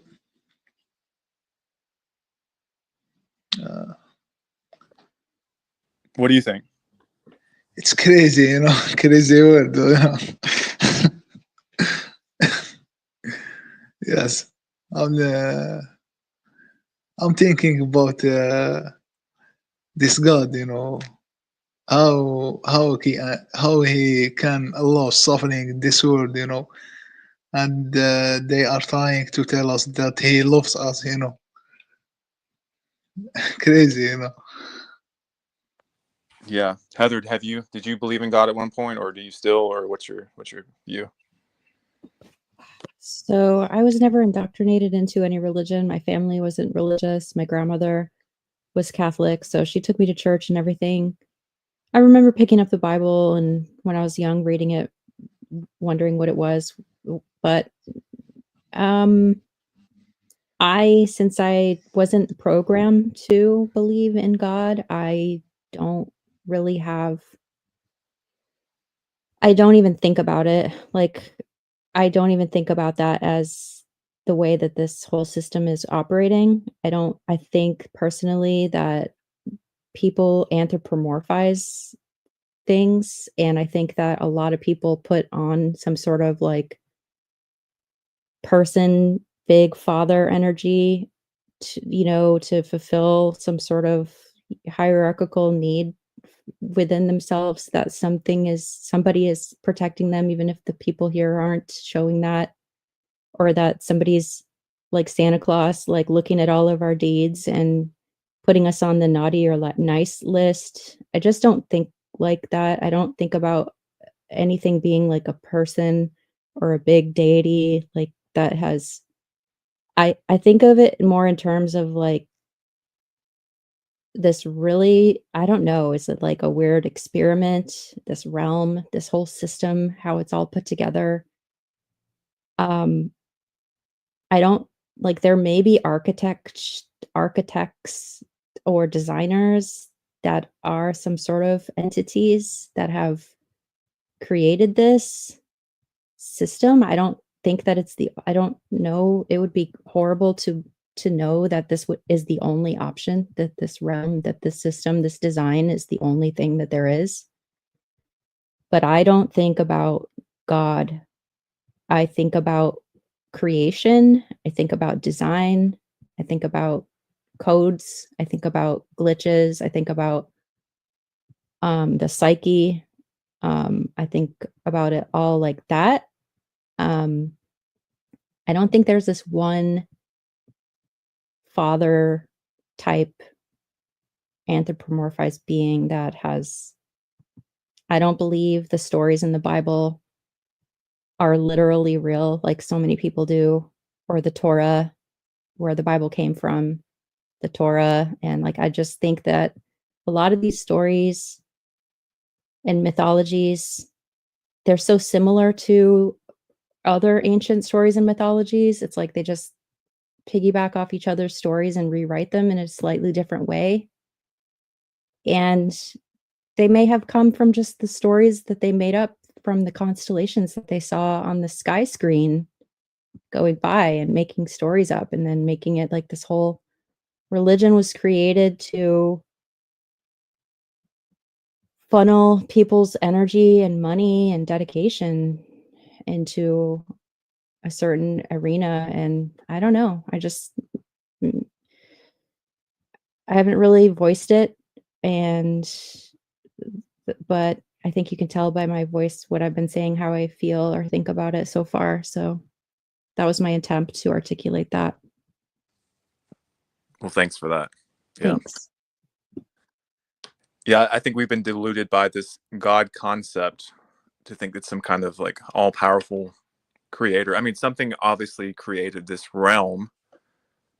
I kind of think of it as sometimes, okay, so if we're in, pretend for lack of a better concept, we're stuck in this video game basically, and the programmers of the video game are outside. And to us, we view them as some kind of all-powerful, all-creator, when in actuality, anyone's capable of doing what they've done. They've just created some kind of matrix, and now we're stuck in it, and they have all the codes, and they can pretty much do what they want. And you can interact with the programmers basically by, by doing their rituals or, sacrificing babies or however they do it. They do these things for a reason. And then they get they get experience points, or they get leveled up, and they get to stay in control because they're carrying out what this place was designed for. And any sort of good that tries to come in gets easily wiped out because they have control over this realm. And we view these entities as like, oh, they're powerful, but really they're just powerful because they have the codes. They're outside of the reality they've created, so they have power to do what they want. But as soon as we're out, we're no longer under their control. Yeah, That's exactly. why they want to funnel us back in here. Right. I feel that a part of my expanded, powerful creator self in its larger state, like a fragment of it is tethered down into this realm. And I want to retract my fragment and go back to myself in its pure state without being in this testing ground or experimentation or whatever the heck it is.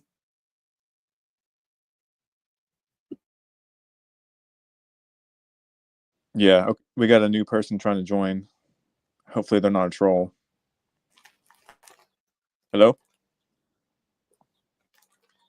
Hello. Okay. Am Hey, is this Jack? Can you hear me? Yeah. Hey, Jack, what's up? Hi. I'm the one who emailed you. Yeah. Good to hear from you. And nice to be on your show, and thank you for allowing me. Of course. So yeah, tell us what you told me earlier if you want. Yeah, I was listening earlier about ghost and spook thing you all mentioned. I wanted to add something of my views on it. Okay. Yeah, I feel that not everyone can see these spooks or spirits. What do you call it? Jinns also you can call it. I heard somewhere that I think my mom or my grandmother told me that only the people who are born with a veil. I don't know whether you heard of that concept before.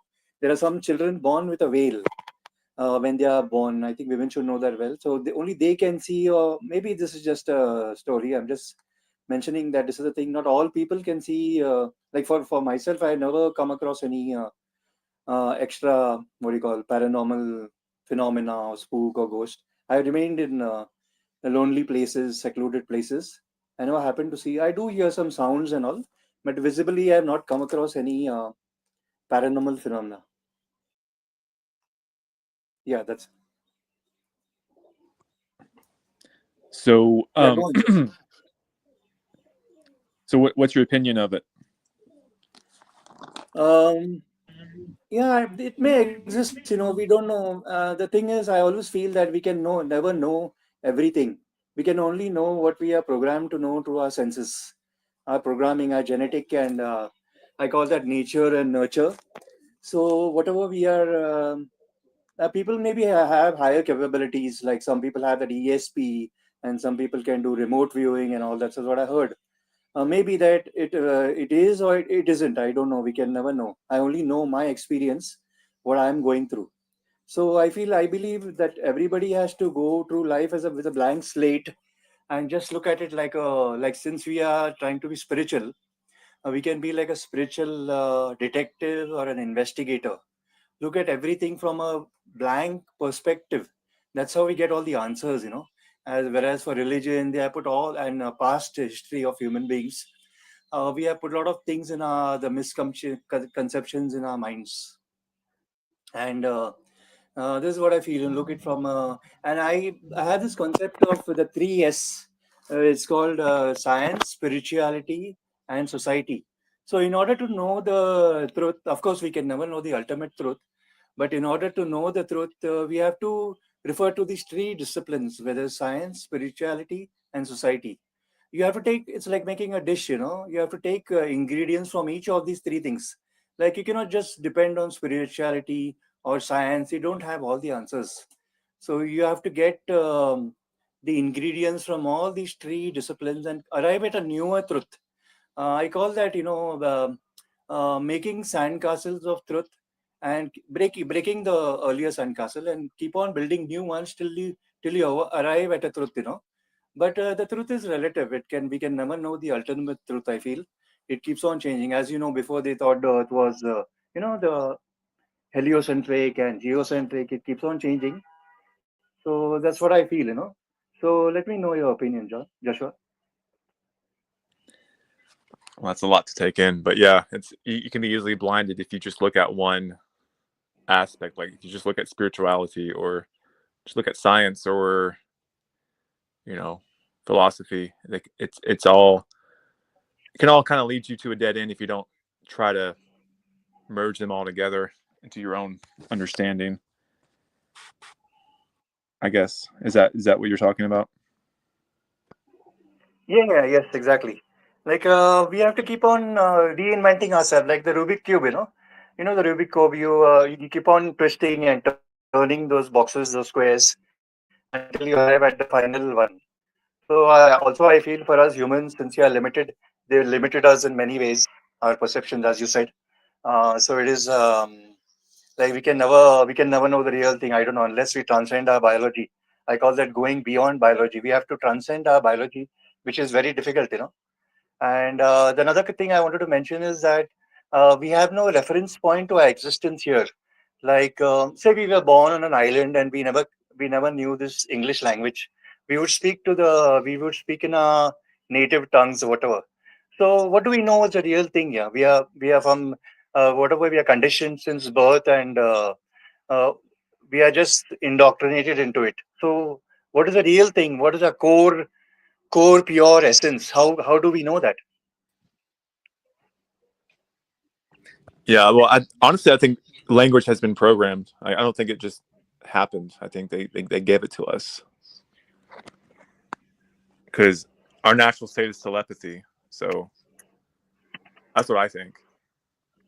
And Oh, it's hard to be deceived by if you can just transfer your exact thoughts with no filters, no misconceptions, just exactly as it is.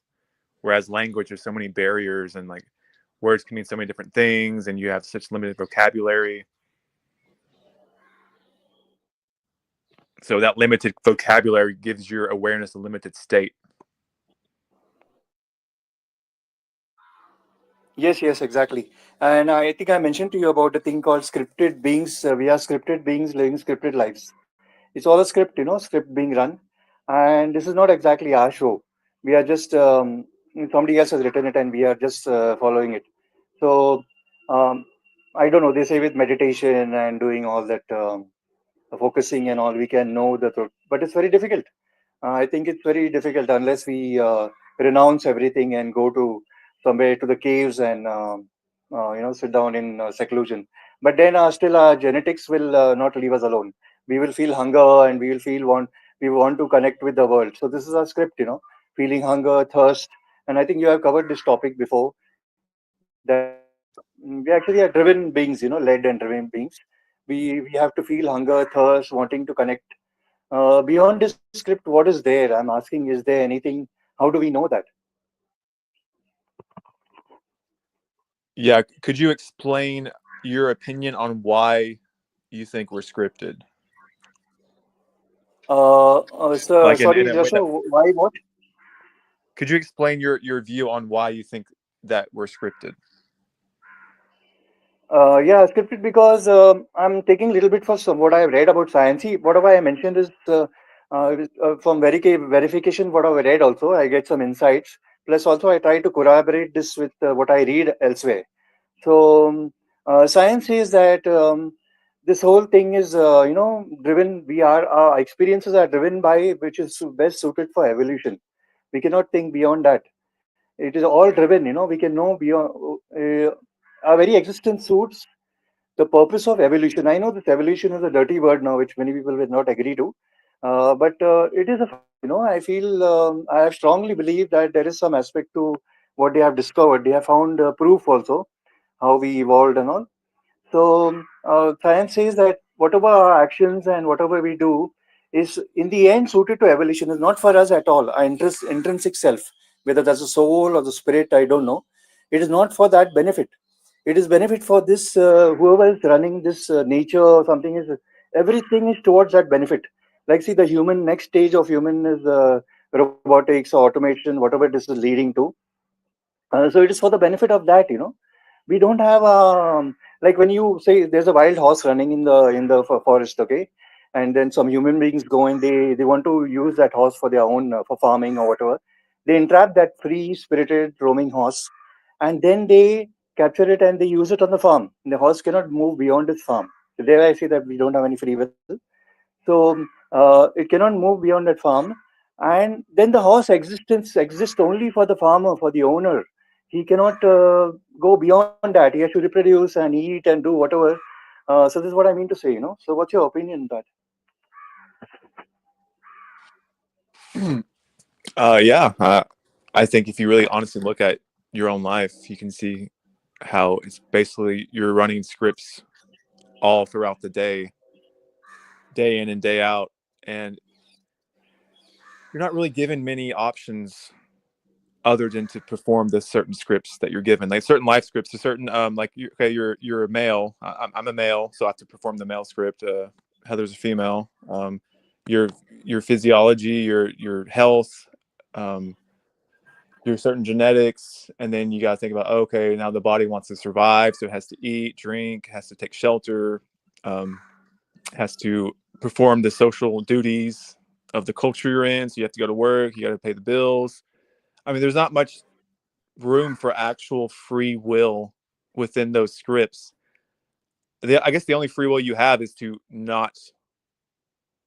just not perform the script. But is there only a certain amount of time until that script will force you into doing said thing unless you suffer? So that suffering script is always there to put you back into it. And even with if this there's certain road, okay, there's roads, so there's only certain places you can go. So the destination is already scripted for you. You can't go really outside of that destination script. There's certain country scripts you have to live within, state scripts. I mean, it's just ridiculous the more you look at it, how pretty much your whole life is based on your biology scripts, cultural scripts, the the the uh the body you're in, even like, okay, religious scripts. So there's so many religious scripts, spiritual scripts, psychological scripts. I mean, it's just maddening to think like, wow, I really have really no room here for free will other than to deprogram myself from the scripts.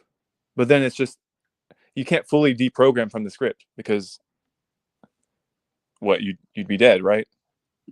So I I've been thinking about this so much lately. I've been wondering about because like I've been a painter for my life, and so many paintings I've done have had like premonition symbols, or I did a painting of an accident that I had 4 months before I had the accident, and I didn't know that was going to happen. I didn't know why I was painting it at the time. I've done drawings where I've had drawn something and then it happened, something that happened that matched it. I've had dreams where I'm dreaming about something happening and then I wake up in the next day and like I get the same phone call, the same conversation. I can sense into the future, something like that. I probably scared that person away because they think, oh, okay, come back. I'm not a anyway. Um and so I'm like, is the data already there? So how am I perceiving what's going to happen in the future? Or I've had thoughts, or I've had I know what's going to happen the next day, or I know this is going to happen, and then the thing happens. And so, I've learned about remote viewing, and then there's the CIA document that talks about the gateway process and how altered states of consciousness are, possible through brain wave syncing, whatever that process. It's like besides the point. The point is about this paper that they wrote, the CIA document. They talk about the fractalized hologram of the absolute, in that all time and space is happening at the same time, past, present, and future. And so if the data is already there in the future and we can sense into the future sometimes and see how things are going to happen, that means it's already happened and it's already set. And so even our smallest thoughts and nudges and nuances of our experience will drive us and push us around, whether it's from the recesses of our subconscious, whether it's we think we're making a decision from our most balanced integrated place of ourselves, whether we think we're like at the last minute going to trick the system and make a different decision. Like it's all like, is it already there? And so the other night I was laying here and I was like, okay, well, if it's already scripted that I'm going to get up at a certain point, then I'm not going to even try to get up until I get up.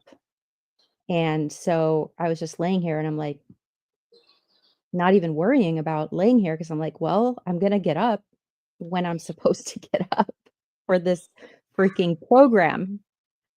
And yeah, it's been tripping me out, to be honest. Yeah, that's a great point.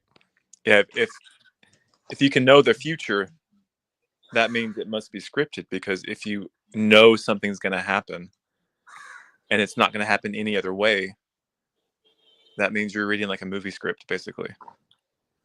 There's no room for like free will to come in and do anything different. And that's the same thing with synchronicities. I've realized that I have a lot of synchronicities throughout my day that will lead or foreshadow something that's going to happen.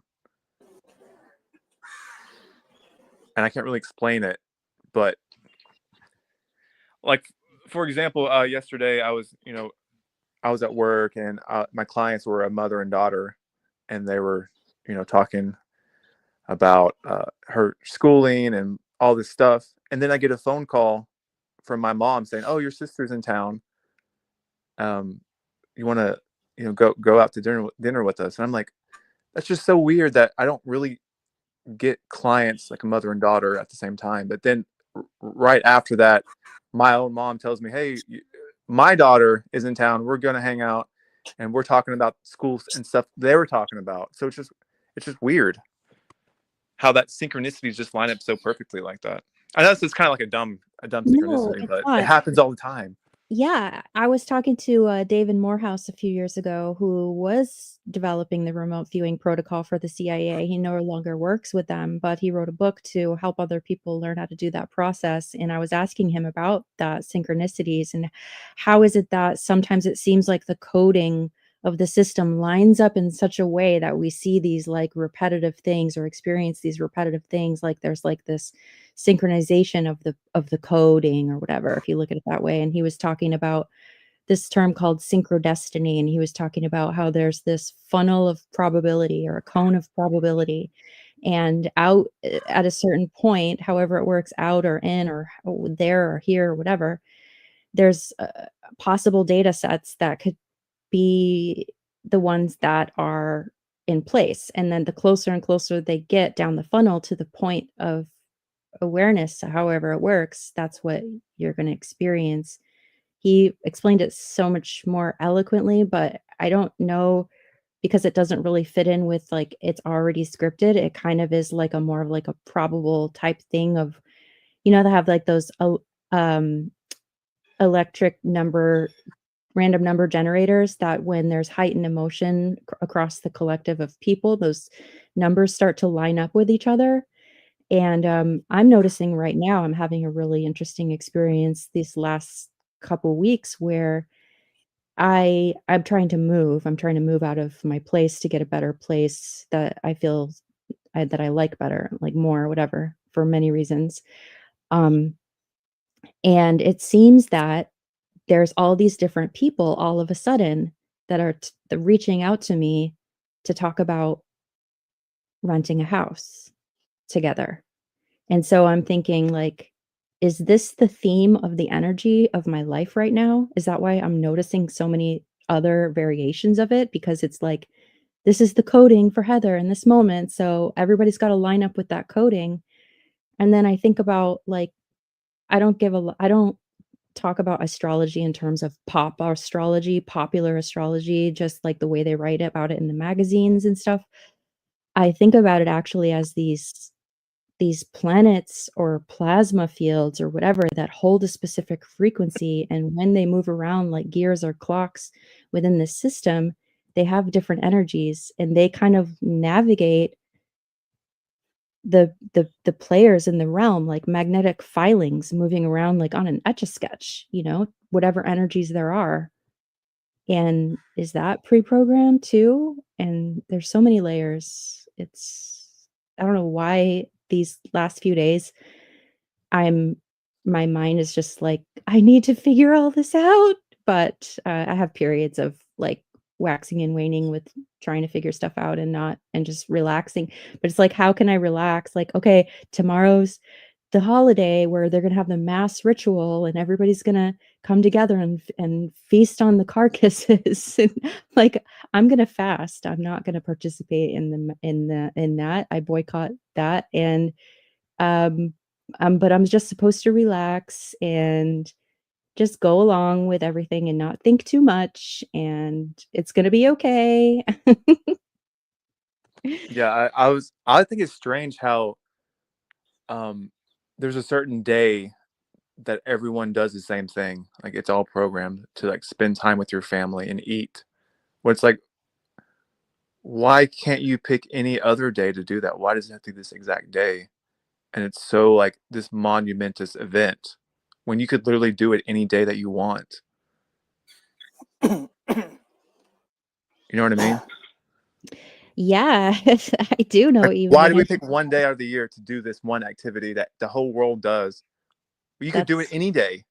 That's why I've been boycotting the holidays for, whatever. I am what I am, but I am the type of person that's like a little more rebellious and nonconformist with these things. And I notice like, okay, when everybody's doing something at the same time, just like with these random number generators, it's like, I don't know. I just think about energy harvesting and everybody bowing in the same direction or everybody doing something in the same way. And it's just fueling some sort of energy harvesting like much more than any other day because everybody's doing the same thing and it's power in numbers.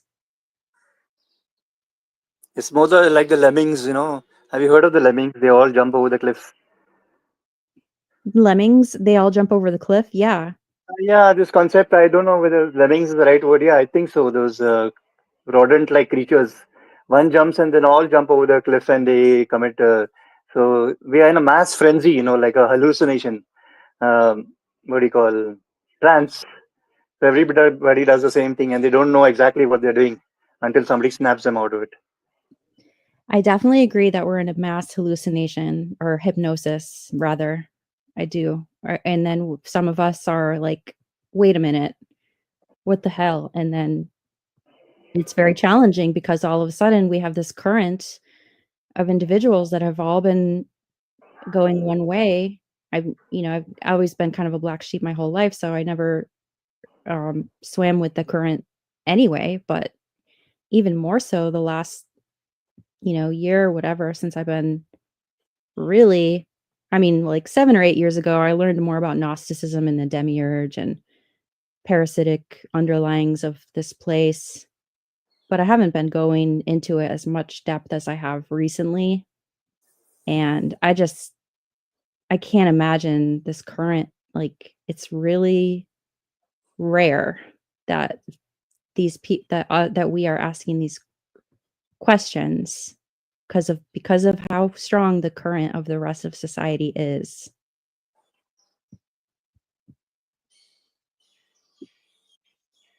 Yeah, it's sad to look out at society and see that most people aren't aware. And I understand it's like a coping mechanism too, because it's overwhelming and it's really like once you realize I may not be in control of my life, I may not have free will, I may be siphoned off of my energy, I may not even be a human. What am I? Why did I agree to come here? Am I going to have to come back? How can I not come back? How do I even prepare myself?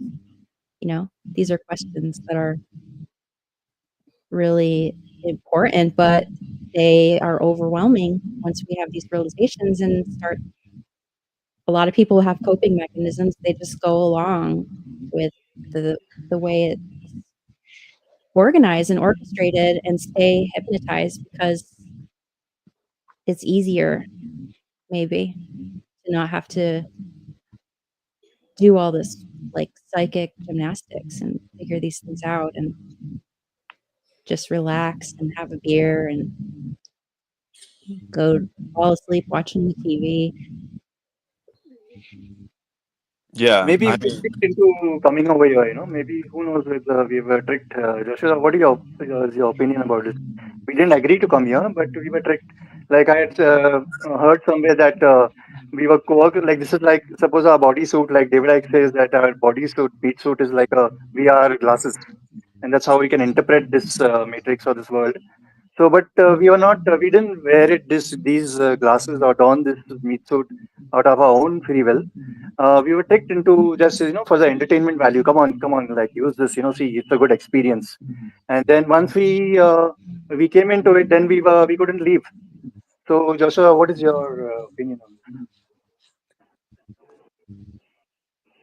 it's hard to know, It, but all I know it's is chaos, all I know is to have to prove yourself to something and to jump through all its hoops and to pass all these tests and to actively just run around and not know anything. And it's psychotic. I mean, it's psychopathic to think that is some form of reason to be here, and the way to get out is to like pass all these tests and to prove your worthiness. That's just like a narcissistic game that no one should have to play, no matter what. So I don't want to think that I chose to come here. I mean, I know that this place is just at the root evil and wrong. Yeah, So, same here. I agree. so I didn't consciously choose this. Then, I was if they want to say, "Oh, you chose this," well, it was under either duress, manipulation, coercion. I mean, it wasn't an actual true choice for me. Force it into existence. Yeah, or I was forced here. However you want to look at it, it's not right. Yes, Joshua. Yeah, I think your mic's messing up again. What? There you go. It's good. Uh, can you hear me, bro? Yes, I can hear you. Yes. Go. I'm listening, bro. Yeah, so basically, however you want to look at it, it's not right to be here, no matter how you got here. That's Yes. I think to live is to suffer, bro. You know, we are all suffering here. yeah. I I mean, to have to to like, the Christmas. I compare it to the Christmas light. The Christmas tree lights. That bulb just happens to be there, and then suddenly the electricity comes on, and it comes on, and then it can experience everything. So we just happen to be sentient in this realm, no? We just and to be experiencing all this misery and suffering, and that we don't know what to do. Like she said, the coping mechanism. We don't really know what to do with it. We just happen to be here, stumble upon it like this. yeah, and no one ever gives us any real answer. Exactly. That's crazy, bro. All they want to do is like beat Yeah, around just the bush. imagine thousands and thousands of years of human wisdom is there, but yet we are still wandering around in the darkness. I call that moving evolution horizontally. We're not doing vertical, horizontal, where we should transcend this biology. We're still wandering around here only in this realm and not trying to overcome it and go beyond. So, what's the point of all the thousands of years of wisdom, human wisdom, and all, when nobody seems to be benefiting of it? Uh, you know, Yeah, no one actually knows, but they want to pretend they do, and exactly. Those they were, want to gaslight you into thinking they have the answer and just do it my way, or it's some kind of test or um, a reason. You just have to keep working on transcending, which that's important, but end of the day, you can't transcend the hell out of here Yeah, I without compared it with dying. robots. Suppose I have made a robot, okay, mechanical robot, and I wouldn't. That robot cannot think beyond its scope, or say a virtual character in a movie playing on a CD. Say there's a hero in that movie. Can that hero know of the world what is beyond that computer? He won't know. He can never know, and there's no programming built into him also to transcend that. It goes in that movie Vanilla Sky and the 13th Floor. If you have seen that, you will realize how they there's that person, he tries to go into the next flow. Yeah, it's look at a dog and to think, oh, that dog can transcend out of its dog state. It's ridiculous. No, it can't. Yes. It has its own body, its own programming that it can never get out of unless the programming of the body stops and it's allowed to actually be free to actually go further. And that's like us. We're just more intelligent. And we realize how effed up it is. Yet what can we do about it? It's like we're self-aware animals that can't do anything about it. Whereas a dog, it doesn't care about these things. It's just happy to be a Exactly. dog. Yes. Our knowledge creates more misery for us. And then it's like I'm participating in something that I deep down and at the surface don't agree with. But there's a part of me that is submitting to it somehow because I'm still here. And yes. there's this program like, you can't off yourself because that's going to mean you're going to come right back and do the same thing over again, or it's going to mean this, but nobody knows. But I also like, because I'm in this thing that has its own coding, I have a code for survival. And so I'm going to keep pushing forward and through this, even though I have this awareness and these questions and this understanding and knowing that I don't agree with it, but I'm still going along with it. And I'm just watching all this narcissistic energy play out in so many aspects, whether it's the people in my life, whether it's in my environment, where it's just like every day I wake up and it's like, yes, I know how to focus on the beautiful things here. I know how to focus on, making the food and appreciating the beauty and allowing my creative sparks to come through in an inspired way, all that. But like it's really hard, and I feel like I'm being tortured, but I still have this coding to survive, even though. So it's like the ultimate narcissist abusive relationship. It's like I want to stay in it, a part of me, because I'm coded to be loyal to this design, but I know that it's traumatizing me at the same time. Yeah, it's a great explanation. I feel the same way. I feel the exact same way. I participate in things that I don't want anything to do with, yet I'm forced to under duress and suffering. And if the body and its survival program were to just shut off and to leave me the F alone, then I could make a conscious choice. It'd be much easier. But the body always wants to fight you into being subdued. And then your own mind fights you into being subdued. And then the culture and then the government, it's like top down layer, all compressing your spirit down, forcing you to do things under the threat of suffering if you don't. So on And this theme, what is the aspect that is making us realize this? As you said, we have this programming to survive. So what is this? What is the aspect that is making us realize this new thing that to realize all these truths what we are talking about? What is the aspect which is not awakening in others? We are the unique people who are discussing all these things, which most are not discussing. that's hard. That's hard to say. I think Okay. it's the lack of a better word. It's the truth wanting to be known, which is you. And I don't think. I mean, I know I don't belong here. I know I'm not from this place. I know that everything here is totally against every part of my being. And the more you analyze it, the more steadfast I am in that, because it's on every single layer. So it's hard to say exactly. I just know that this is not where I belong. Are we like the seeds that have germinated? In the Bible it said that many seeds were sown, but only few germinated. So within the human being, there has to be awakening in this consciousness to know that this is a mechanistic world or a realm, and there is something alive.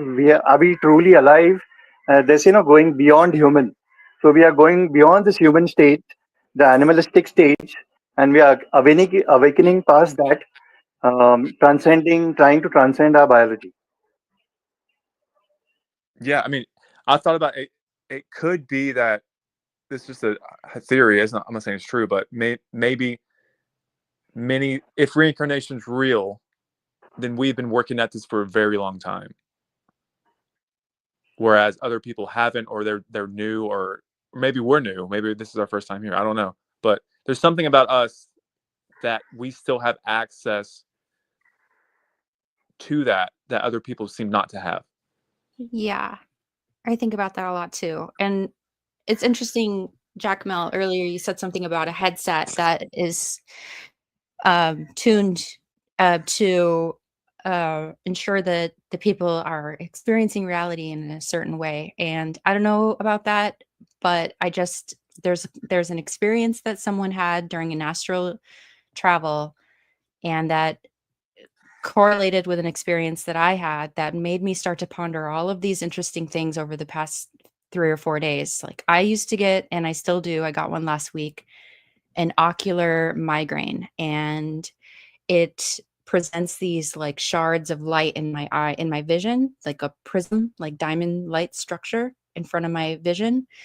And this friend of mine was sharing an experience with that she had an astral travel experience when she went down to the center of the earth, and she had found that she had this like structure around her head, and it was like this prism type thing, and she took it off, and she she made something else and put it on her head. And I don't know, whatever, she had that experience. It could be true, it could be not, But when I have experiences in my brain glitching out for one reason or another, whether it's like a mild seizure, an ocular migraine, psychedelics, breath work, accident, whatever, that my brain malfunctions for a moment, and then I'm able to see beyond the veil, or a door of perception opens and I can see more of reality that's not supposed to be seen because of our. So I've been thinking about this and I'm like, okay, well, what if, like, in this whole system, what if this whole system is, because I also had an astral travel experience that I corroborated with her, where I went up out of my body because I wanted to see the realm from the outside, and I floated up out of the, and I got up to a certain point, and then I hit my head on something and I came back into my body. And I heard recently some other people sharing that and talking about some sort of frequency net or something. And I was thinking, like, well, what if the dome or the firmament is this large refractive lens, this lens, and then the frequencies of the planets or the plasmas or the sun and the moon and all these things are playing in this mechanicalistic type structure where they're like cymatics. The sound, the vibration holds the sand grains to hold a certain design pattern. And so because all of these like so there's light. And so I was like, okay, well, what if, this is crazy, but what if I am a star? What if all the stars in the sky are like these star beings, or these large entities of plasma that are like a vast expanse of collected data, and somehow they were either pulled toward this refractive lens, or they were curious, or they came to this, and a tendril of that light, like a photonic packet of light, an individuated piece of that consciousness has become tethered into this realm. And the silver cord that we experience is actually like this etheric fiber optic cable that transmits back and forth information between the person and the main star. And so because I have this longing for expansion, and I always feel like I have this overwhelming power to create and all this stuff, is because I can, the conduit between me and my origin is, is more clear, because I don't participate in a lot of the things that will make my connection less clear, which would be like more static and more distractions and participate and more density and all that stuff that kind of like creates this gunk in the conduit, so that a lot of people don't feel their connection, but some people have a very clear connection and a faster fiber optic cable transmission or something. Wow, that I've had that same thought actually. Similar. That's really interesting you said that. I've had this thought that what if our spirit is actually one of the stars up there trapped, and that's where we actually are. And that's why in different cultures they say they came from the stars. That's why people say, like, oh yeah, we're born from stars, we're like stardust. I don't know, it's just crazy to think about that. You also had a similar thought to that. Yeah, I'm glad to hear you had similar thoughts, because I've been really like tripping out over the past few days thinking about this, and like imagining how it all is put together as an engineer or designer. Okay, so what is the sun's role in it? Where's the data stored? And and then I'm like, oh gosh, but then also looking into these, just like you said, these theories of the star people from the like more original beings, and people have these stories of like, yeah, we came from the stars, and there's information that comes from the stars. And I mean, there's that whole tribe in Africa is just one of them, the Dogon tribe, that talks about the Nomos that came from Sirius, the star cluster Sirius. And maybe certain people are together closer to each other in a certain constellation, and that's why they feel resonant with other people because they're from like they're close together up there, and maybe fragments of the stars get trapped because of that densification process and that stratification process. And like the goal could be to remain as intact and to keep as much of integrity as possible, to not become cut off. And Contaminated. yeah, The pure essence, soul essence, should not be contaminated, and we should ensure to stay that way. right. So I feel like now I mean, it always has been like to stay in that integrity and feel into that wholeness and that integration without feeling lost and fragmented, and sort of go into states of thinking and meditation and the, you know, calm hours of the night without any Wi-Fi or devices around me distracting me, to kind of sense into, okay, what is that larger expanse of myself, and can I remain aware of that at all times while I'm here, and can I stay, like I have this iron-on patch that I want to like put on my jacket or put on something, and it says, I will make it out of this alive. And so I feel that I will make it out of this at like as close to having as much integrity left as possible without being as contaminated by all the trauma and everything that's been done while I here, to not let it kill my spirit or whatever, that part of me. I like that. We will make it out alive. No matter Yeah. what, it's going to happen. Good, Joshua. That's very encouraging and motivating. And I like you're bringing all of us together on your platform, and you're so secular and liberal to allow us to express our views. I appreciate that, and I'm grateful. I'm happy that you're here.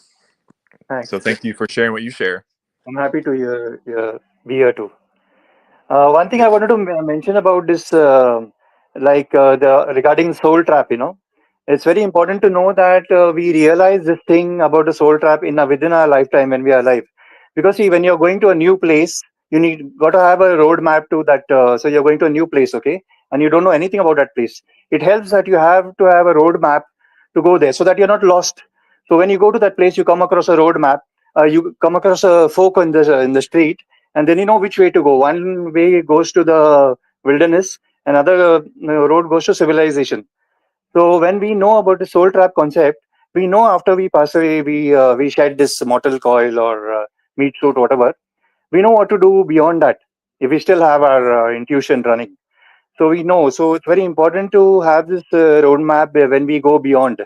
But there are many people, like I think millions of people who don't even know about this concept. So they get maybe they get trapped back into this matrix, whatever, because they don't know exactly what to do, and they can easily get misled. But whereas we know, we have prior information, we won't get misled when we go. We know what to do. We know I don't need this place, like you said, Joshua, that you don't want to come back. So we know for sure that we don't want to come back here. No way. Whoever tries to manipulate us there beyond, we are not coming back here, and we can go wherever. Now, the another question is, what is that beyond?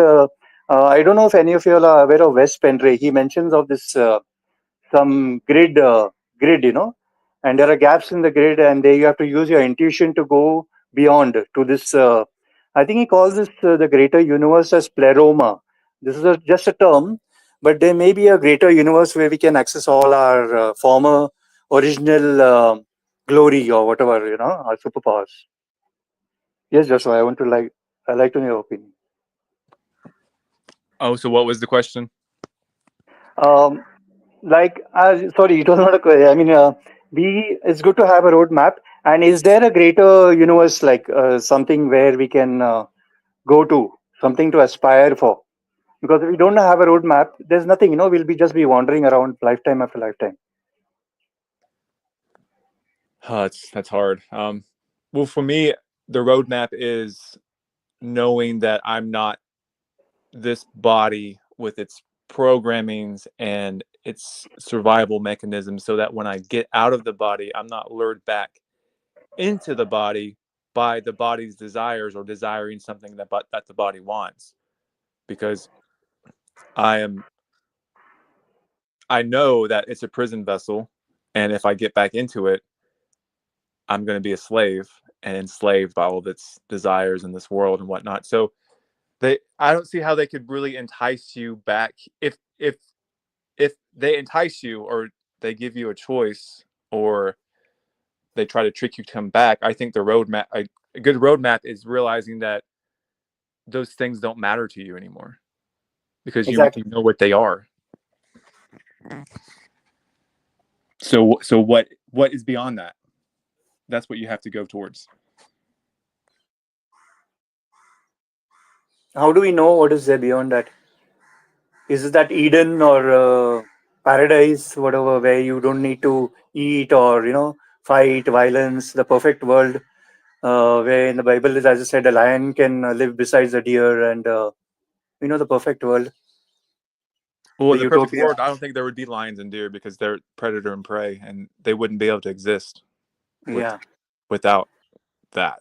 So wherever we're going, there doesn't need to be teeth or hair to keep you warm, or um, you know excreting things, like those kind of body parts. You don't even need legs, you don't need arms, because you can fly, teleport. I mean, it sounds fantastical, but that is true freedom, to do exactly as you will without the limitations of this body. And we think the body's us, so we must have teeth, right? Because it's a pretty smile. No, it's not a pretty smile. It's teeth to eat things. Oh, we need a tongue. No, that's to taste things. Oh, we need eyeball. No, that's to see in this limited perceptual prison. Oh, we need fingers to pick things up. No, we don't. All of these things are just body programs that we think are what are us, and we need these things. But if you look at it honestly, it performs a function. The function is eating, being a slave, creating. If you want to really create something, you don't need hands. In this realm, you do. If you really want to travel, you don't need legs. In this realm, you do. So that's the roadmap out of the body is a good roadmap to me, and to stay out of the body. It's crazy, bro. yeah, it's really crazy and mind-boggling. The other day, I was reading that we live parallel lives, and we also, not only within Earth, we are living, and we have another self living somewhere, and we are also living across time and dimensions. It's so mind-boggling, and to know of, I don't know whether they truly exist or not.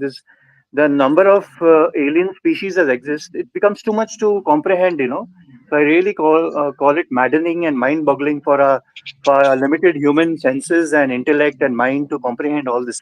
Where do we draw the line here? Unbelievable. Yes, exactly. Yes.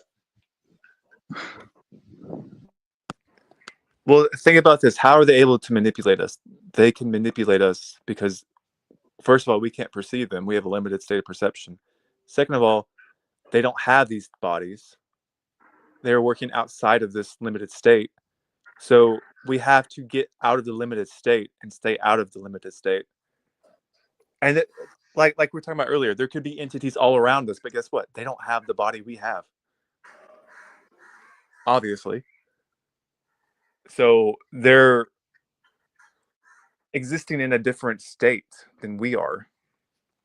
But we I can't can't. really perceive that because we're so limited in our thinking. Because how can we perceive anything that we can't see? It's like a dog trying to perceive what it's like to be human. It's impossible in this limited state. I hear a dog right now. That's funny. Yeah. It's in my building down. Trying to shut down.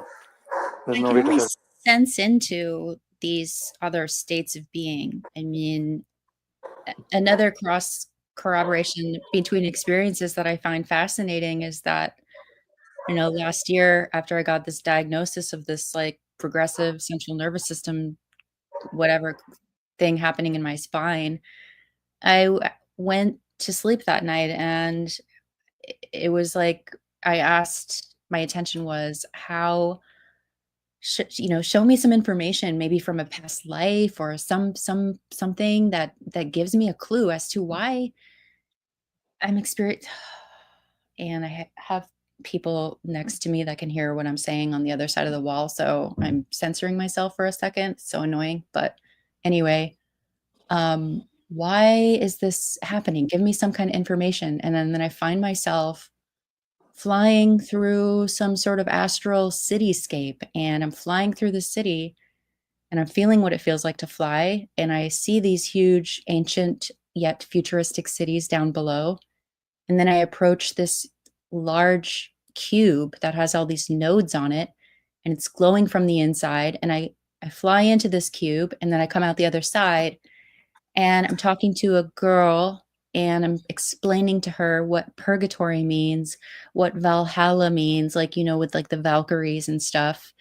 And then I wake up, and then the next day I went outside and I saw a truck across the street parked. It had the license plate said Valkyrie on it. And then fast forward to this last week, I watch a video on YouTube. Somebody's making an account of stories of people saying they see these astral cities and then a giant cube.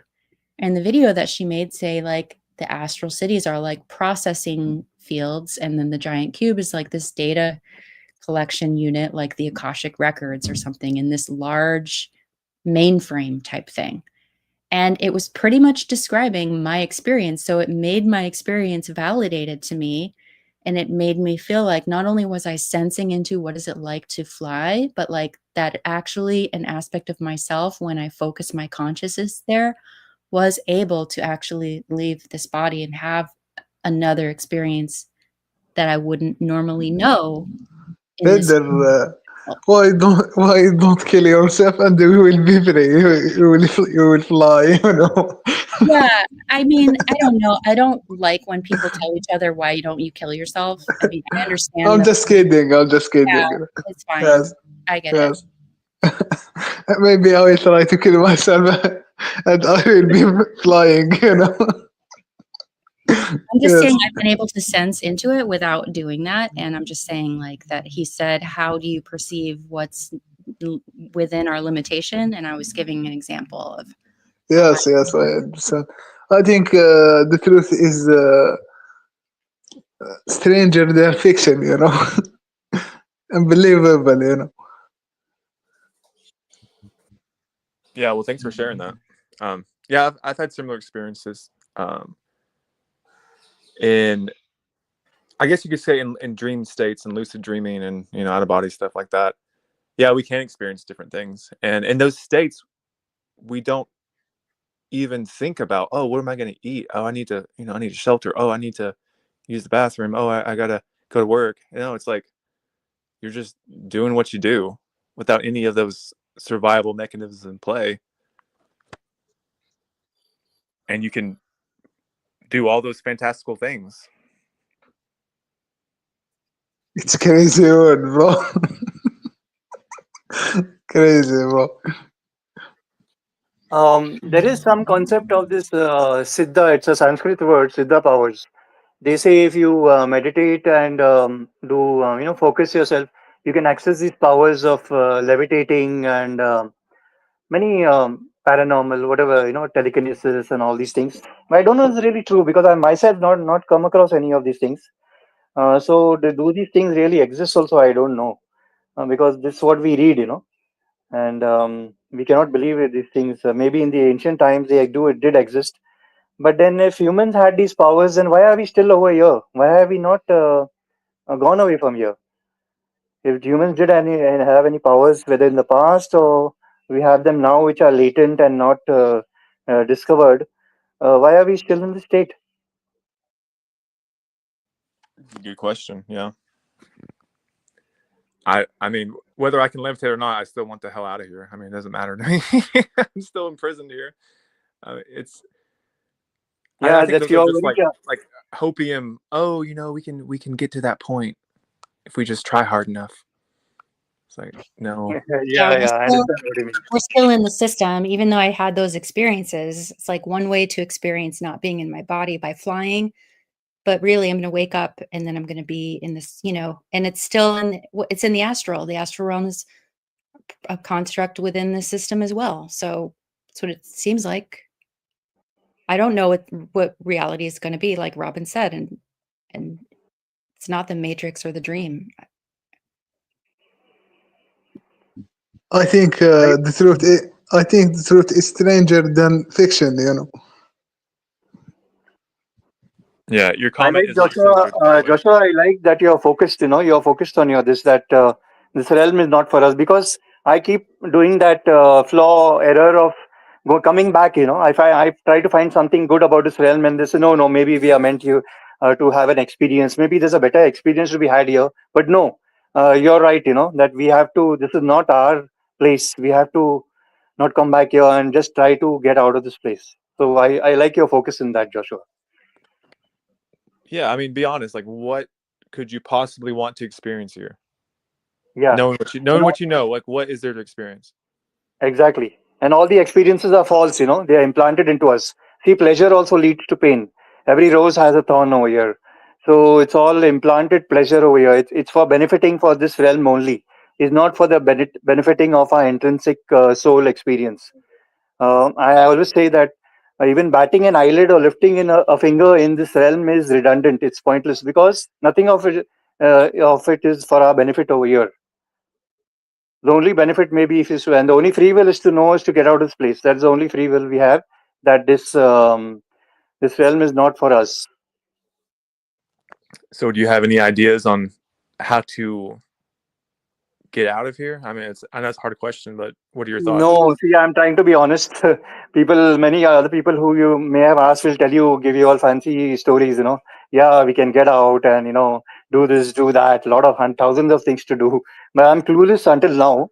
That's why I keep seeking and seeking, and it'll all be seek till the end of my meat suit. So if I get some way to this, I'll definitely take it. But there are some theories which could be valid. I don't know whether they work or no. Like, as you said, no, detaching from everything, from anything and everything of the human experience. Detach from everything. So maybe, I'm not giving any this. Maybe you will access the reality, the true core, what we are. We came from, or we are, that's our legacy.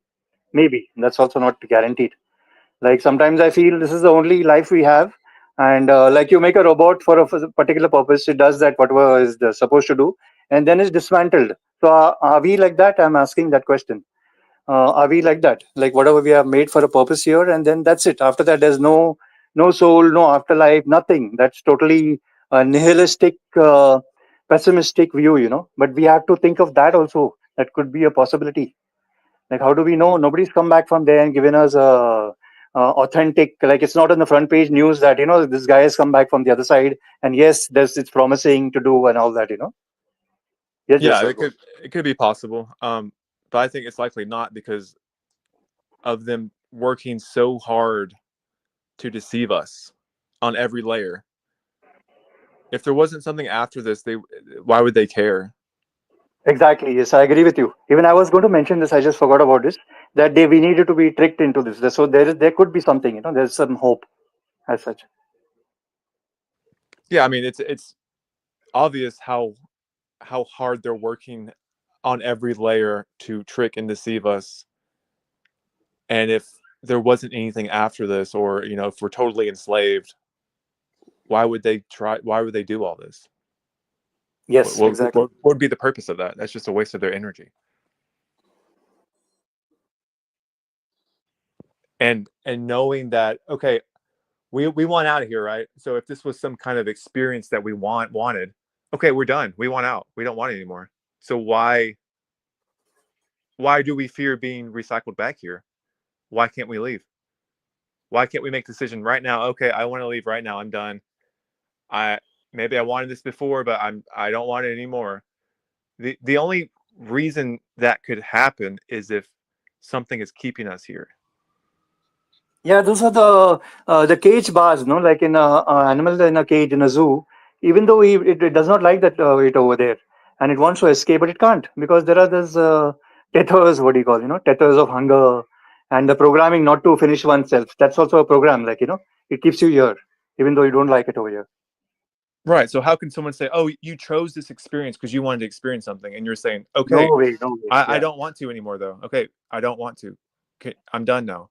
Oh no, you still have to experience it though. No, do you hear me? I'm done. I don't want to experience this anymore.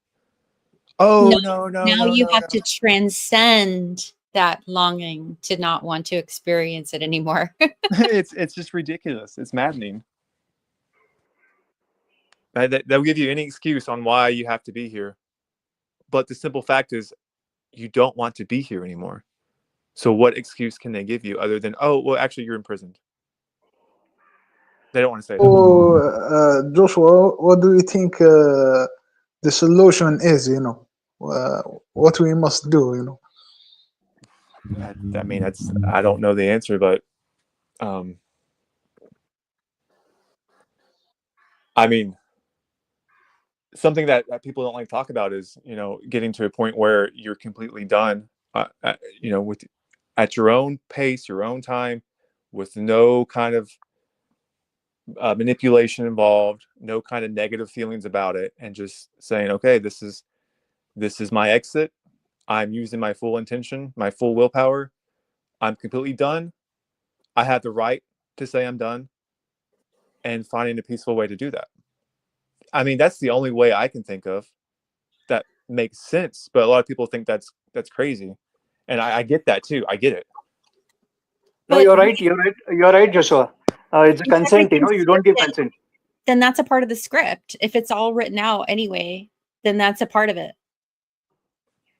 Well, I don't think it is, because that's like that act is the most that's the hardest thing to do, in my opinion, is to consciously get to that point where you're not being manipulated by depression. You're not being manipulated by like, "Oh, I just want a better life." No, it's like, no, I completely oppose everything about this realm, and I'm making my choice to do that, not under any kind of manipulation, not because I feel bad or like I'm negative about it.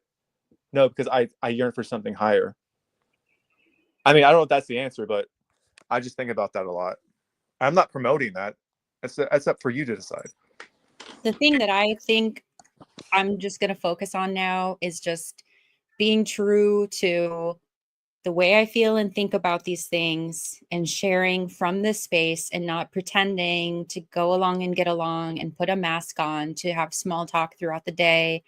And if people in my environment, I mean, of course, I'm going to talk about, oh, wow, look at these great vegetables that I grew in my garden, and look at how beautiful this blanket is, and all this, and this plant, and da da da da da, all that. Yeah, look how pretty, because I'm an artist and I'm like programmed to do that. But I'm not going to stop having these conversations. And I think it's important for myself to learn how to articulate and become more clear and passionate, and like with this like righteous anger, to utilize this as a tool to help other people. So as long as I'm here for whatever, because I don't have the draw. I did before. When I was 8 years old, I tried to hang myself and it didn't work. And it wasn't because I was depressed. It was because I didn't, I didn't, I was like, this isn't right. This is wrong. What the hell is this place? I got to get out of here. Get me out of here. And but yeah, I don't know. It is the hardest thing to do. I don't think I'm just like, I've already gone through so many hells and backs while I've been here. I've overcome so much. Whatever I have to deal with for the rest of the time that I'm here, I'm just going to not be submissive and not talk about these things, and not try to empower other people to think about these things for their spirits or fragmented parts of themselves, so they can also leave with as much as integrity as possible in some way or another. So that's my solution, is just to keep expressing myself and sharing, and encouraging and empowering other people to ask these questions and talk about it. Yeah, and I like that. Yeah, everyone has their own path, like, do what's right for you. But solution, I mean, solution, what? Okay, so the solution is we want to leave, right? That's the solution. So the only thing keeping us is fear. Fear of what? Fear of the unknown. Fear of what happens after we leave. If we knew what happened after we left, it would make our choice a hell of a lot easier, right? If you knew for a fact, oh, if I do this, this will lead to my liberation, you would do it if you wanted liberation. But the thing is, they keep us in the dark.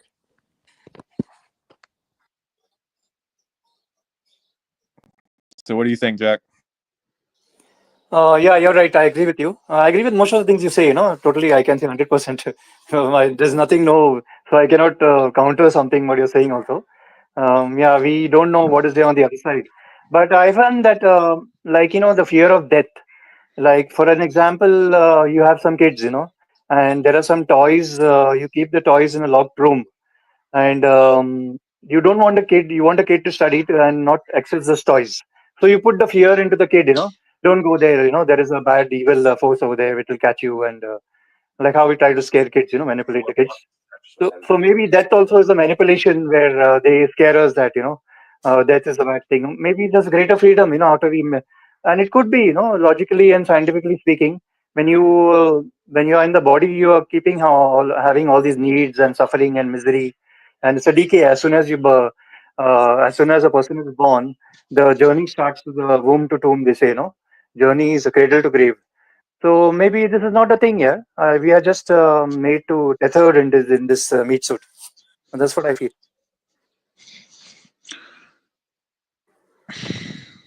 Well, thanks for that. Welcome. Truth TV, what do you think? It's crazy, this world is crazy, bro.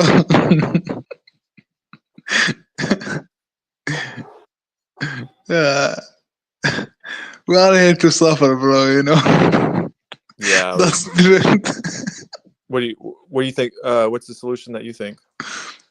I think it's we need to learn more, to know more knowledge, because knowledge will make you free, and try to conquer our fears and to be brave, and courageous, that's it.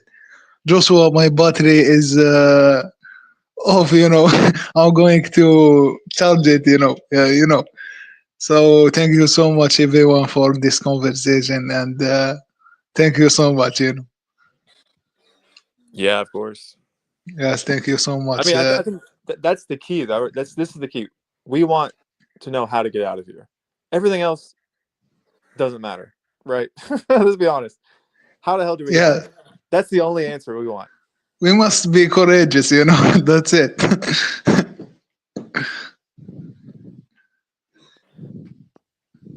I think the word And is detach and disconnect.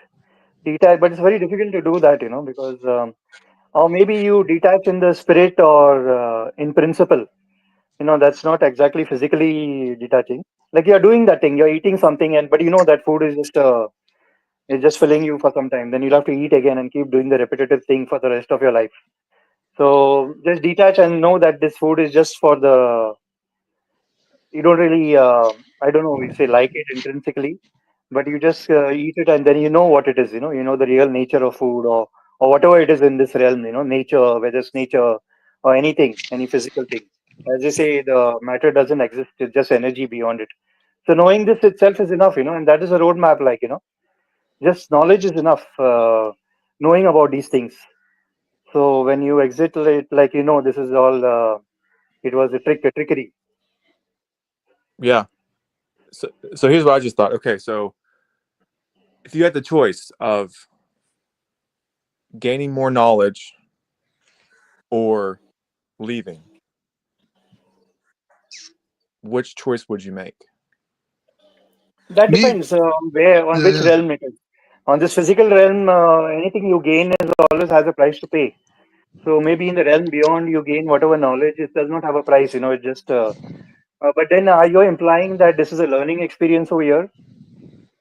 No, I'm thinking this out right now. So if you want to leave, but you don't want to leave yet because you want to gain more knowledge, why are you wanting to gain more knowledge? That means there must be some kind of knowledge you must know once you leave. Otherwise, you would just leave, right? There's some kind of fear there that's keeping you from wanting more knowledge, or you think something's going to trap you. Some danger is going to befall you without having the right knowledge. Correct? It Yeah, seems like what you're saying makes sense. There are two different aspects over here, which is fear of survival, and the thing is to gain knowledge. It's a balance we have to make between the two. Like to do anything in life, you have to take a risk, right?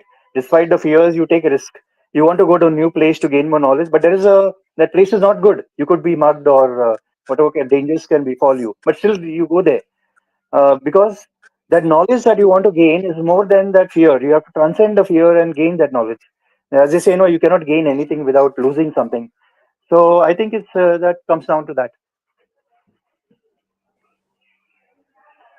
But Yeah. and then the question is of this realm or the other realm. Whereas in this realm, maybe if you are, as some people say, we are coming to gain some knowledge over here, then that could be true also that want to expand our awareness. That's why we take the risk and come down here, despite knowing all the dangers of this place. Yeah. Okay. So we have to analyze. So why do we want more knowledge? We want more knowledge because we don't know what's out there.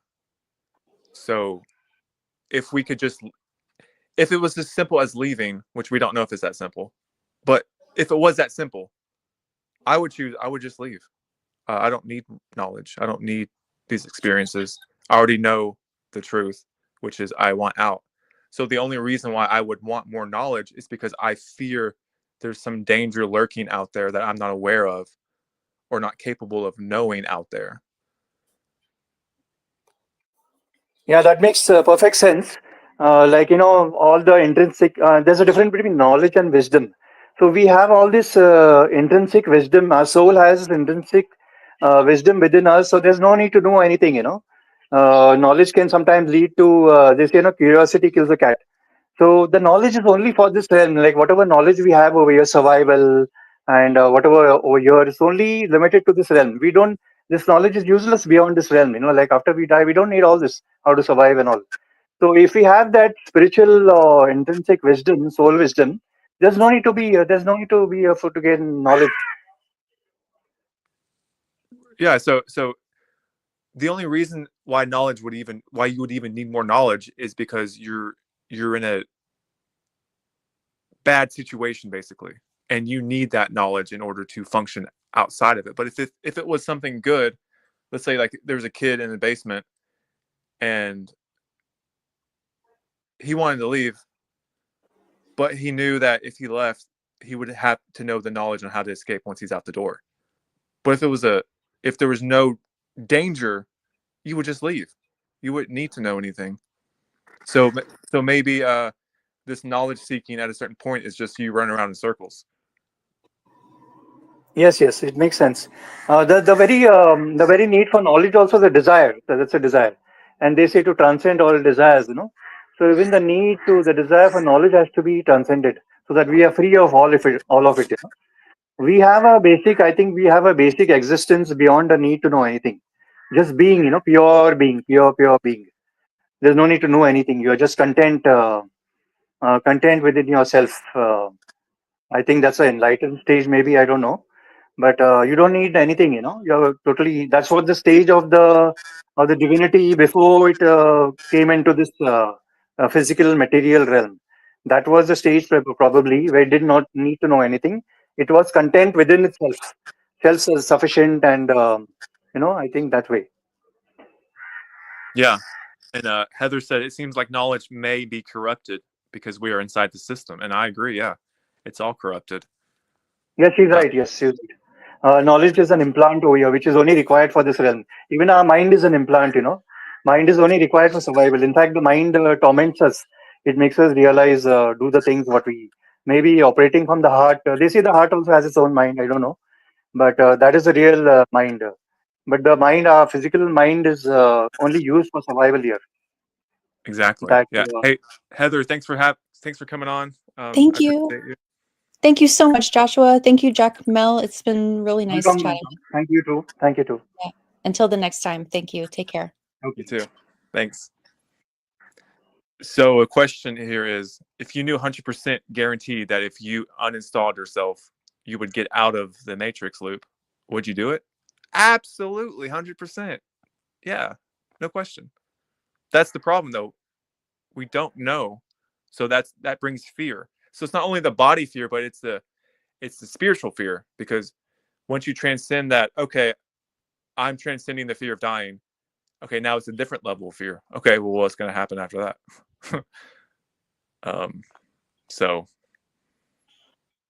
that's the real Yeah, problem. we don't know. We don't know on the other side. So until we know for sure, unless we like when you're going to unknown place, you like these pioneers who went by sea, like Christopher Columbus.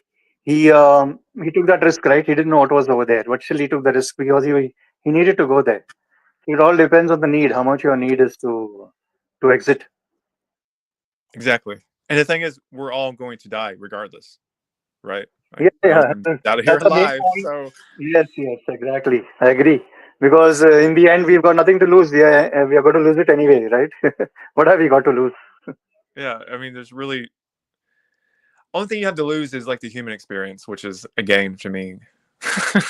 I mean, I if I were to do it, I would do it well thought out. You know, I would personally, I would tell people in my life that, hey, I'm doing this thing. I know you're not going to understand, but this is what's best for me. I'm going to take some time, you know, but I wouldn't just do it just randomly. But Yeah. there's nothing wrong with that either. I mean, I can't say there's something wrong with that. I mean, this place is wrong. So it's up to you what you decide, however you want to do it. But for me, it would be well thought out. I would make sure to tell people, because I don't want to bring more suffering or harm to their lives, even though it will inevitably. But you know, that's just going to happen no matter what. Yeah, we got nothing to lose, and there's nothing to lose actually. It's just we keep deluding ourselves that there is some hope over here, something will come, and it's all delusions, self delusions. Yeah, I mean, let's be honest. There's no hope in this world. Okay, Yeah. if you really think that, then I just disagree with you, because look at it honestly. Look at your fate. Your fate is either way you're going to go. Yeah. There's nothing here that's worth anything to Yeah. actual freedom and liberty. It's just the Yeah. illusion of it. Nothing's going to come along and free you. Nothing's going to come along and make your life better. Yeah, it may be superficially better, but deep down, oh, Yeah. The the truth. savior delusion, the savior delusion, right? Yeah.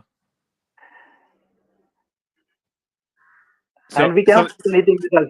We cannot take anything with us. So that's the main criteria for that. Whatever you do here, you cannot take it. You cannot take your body and mind also. You have to leave it back behind. Yeah, there's absolutely nothing you can take from this place, which, in my opinion, is great. Why would you want anything of this place to take with you? Yeah. But at the same time, it's robbery, because you worked that hard to do all those things just to get it all taken away from you. But you gotta get over that, I guess. And nothing belongs to us actually, because it all belongs to this place, to this realm only. Whoever made it, it all belongs to whoever created it. Or they say, if otherwise, if they say that we ourselves are created through our consciousness, I don't know whether it's true, because they say if a tree falls in the forest and if nobody's there to watch it, then the tree has not really fallen. You know that concept, right? Yeah. So is human consciousness creating all this world? I don't know, or is it already pre-created and then we just put over here to experience it? I don't know that. That's the question. Yeah, I don't know. I mean, I didn't create this. I just woke up here. I don't know how I Yeah, got here. exactly. But, Even I I mean, don't have any memory of creating this. Why I didn't would I create create shit. that? You're right. I'm just forced to experience it and perceive it. Yeah. And then maybe process, this. Actually, the whole thing is for processing as I said, it's for processing information. We are processing it through our brain, whatever we see through our senses. That's the main phenomena going on in our existence. We are processing everything. What we see, we hear, we smell, we taste. It's all being processed in our brain and being stored somewhere, maybe in the Akashic records. So that's a whole.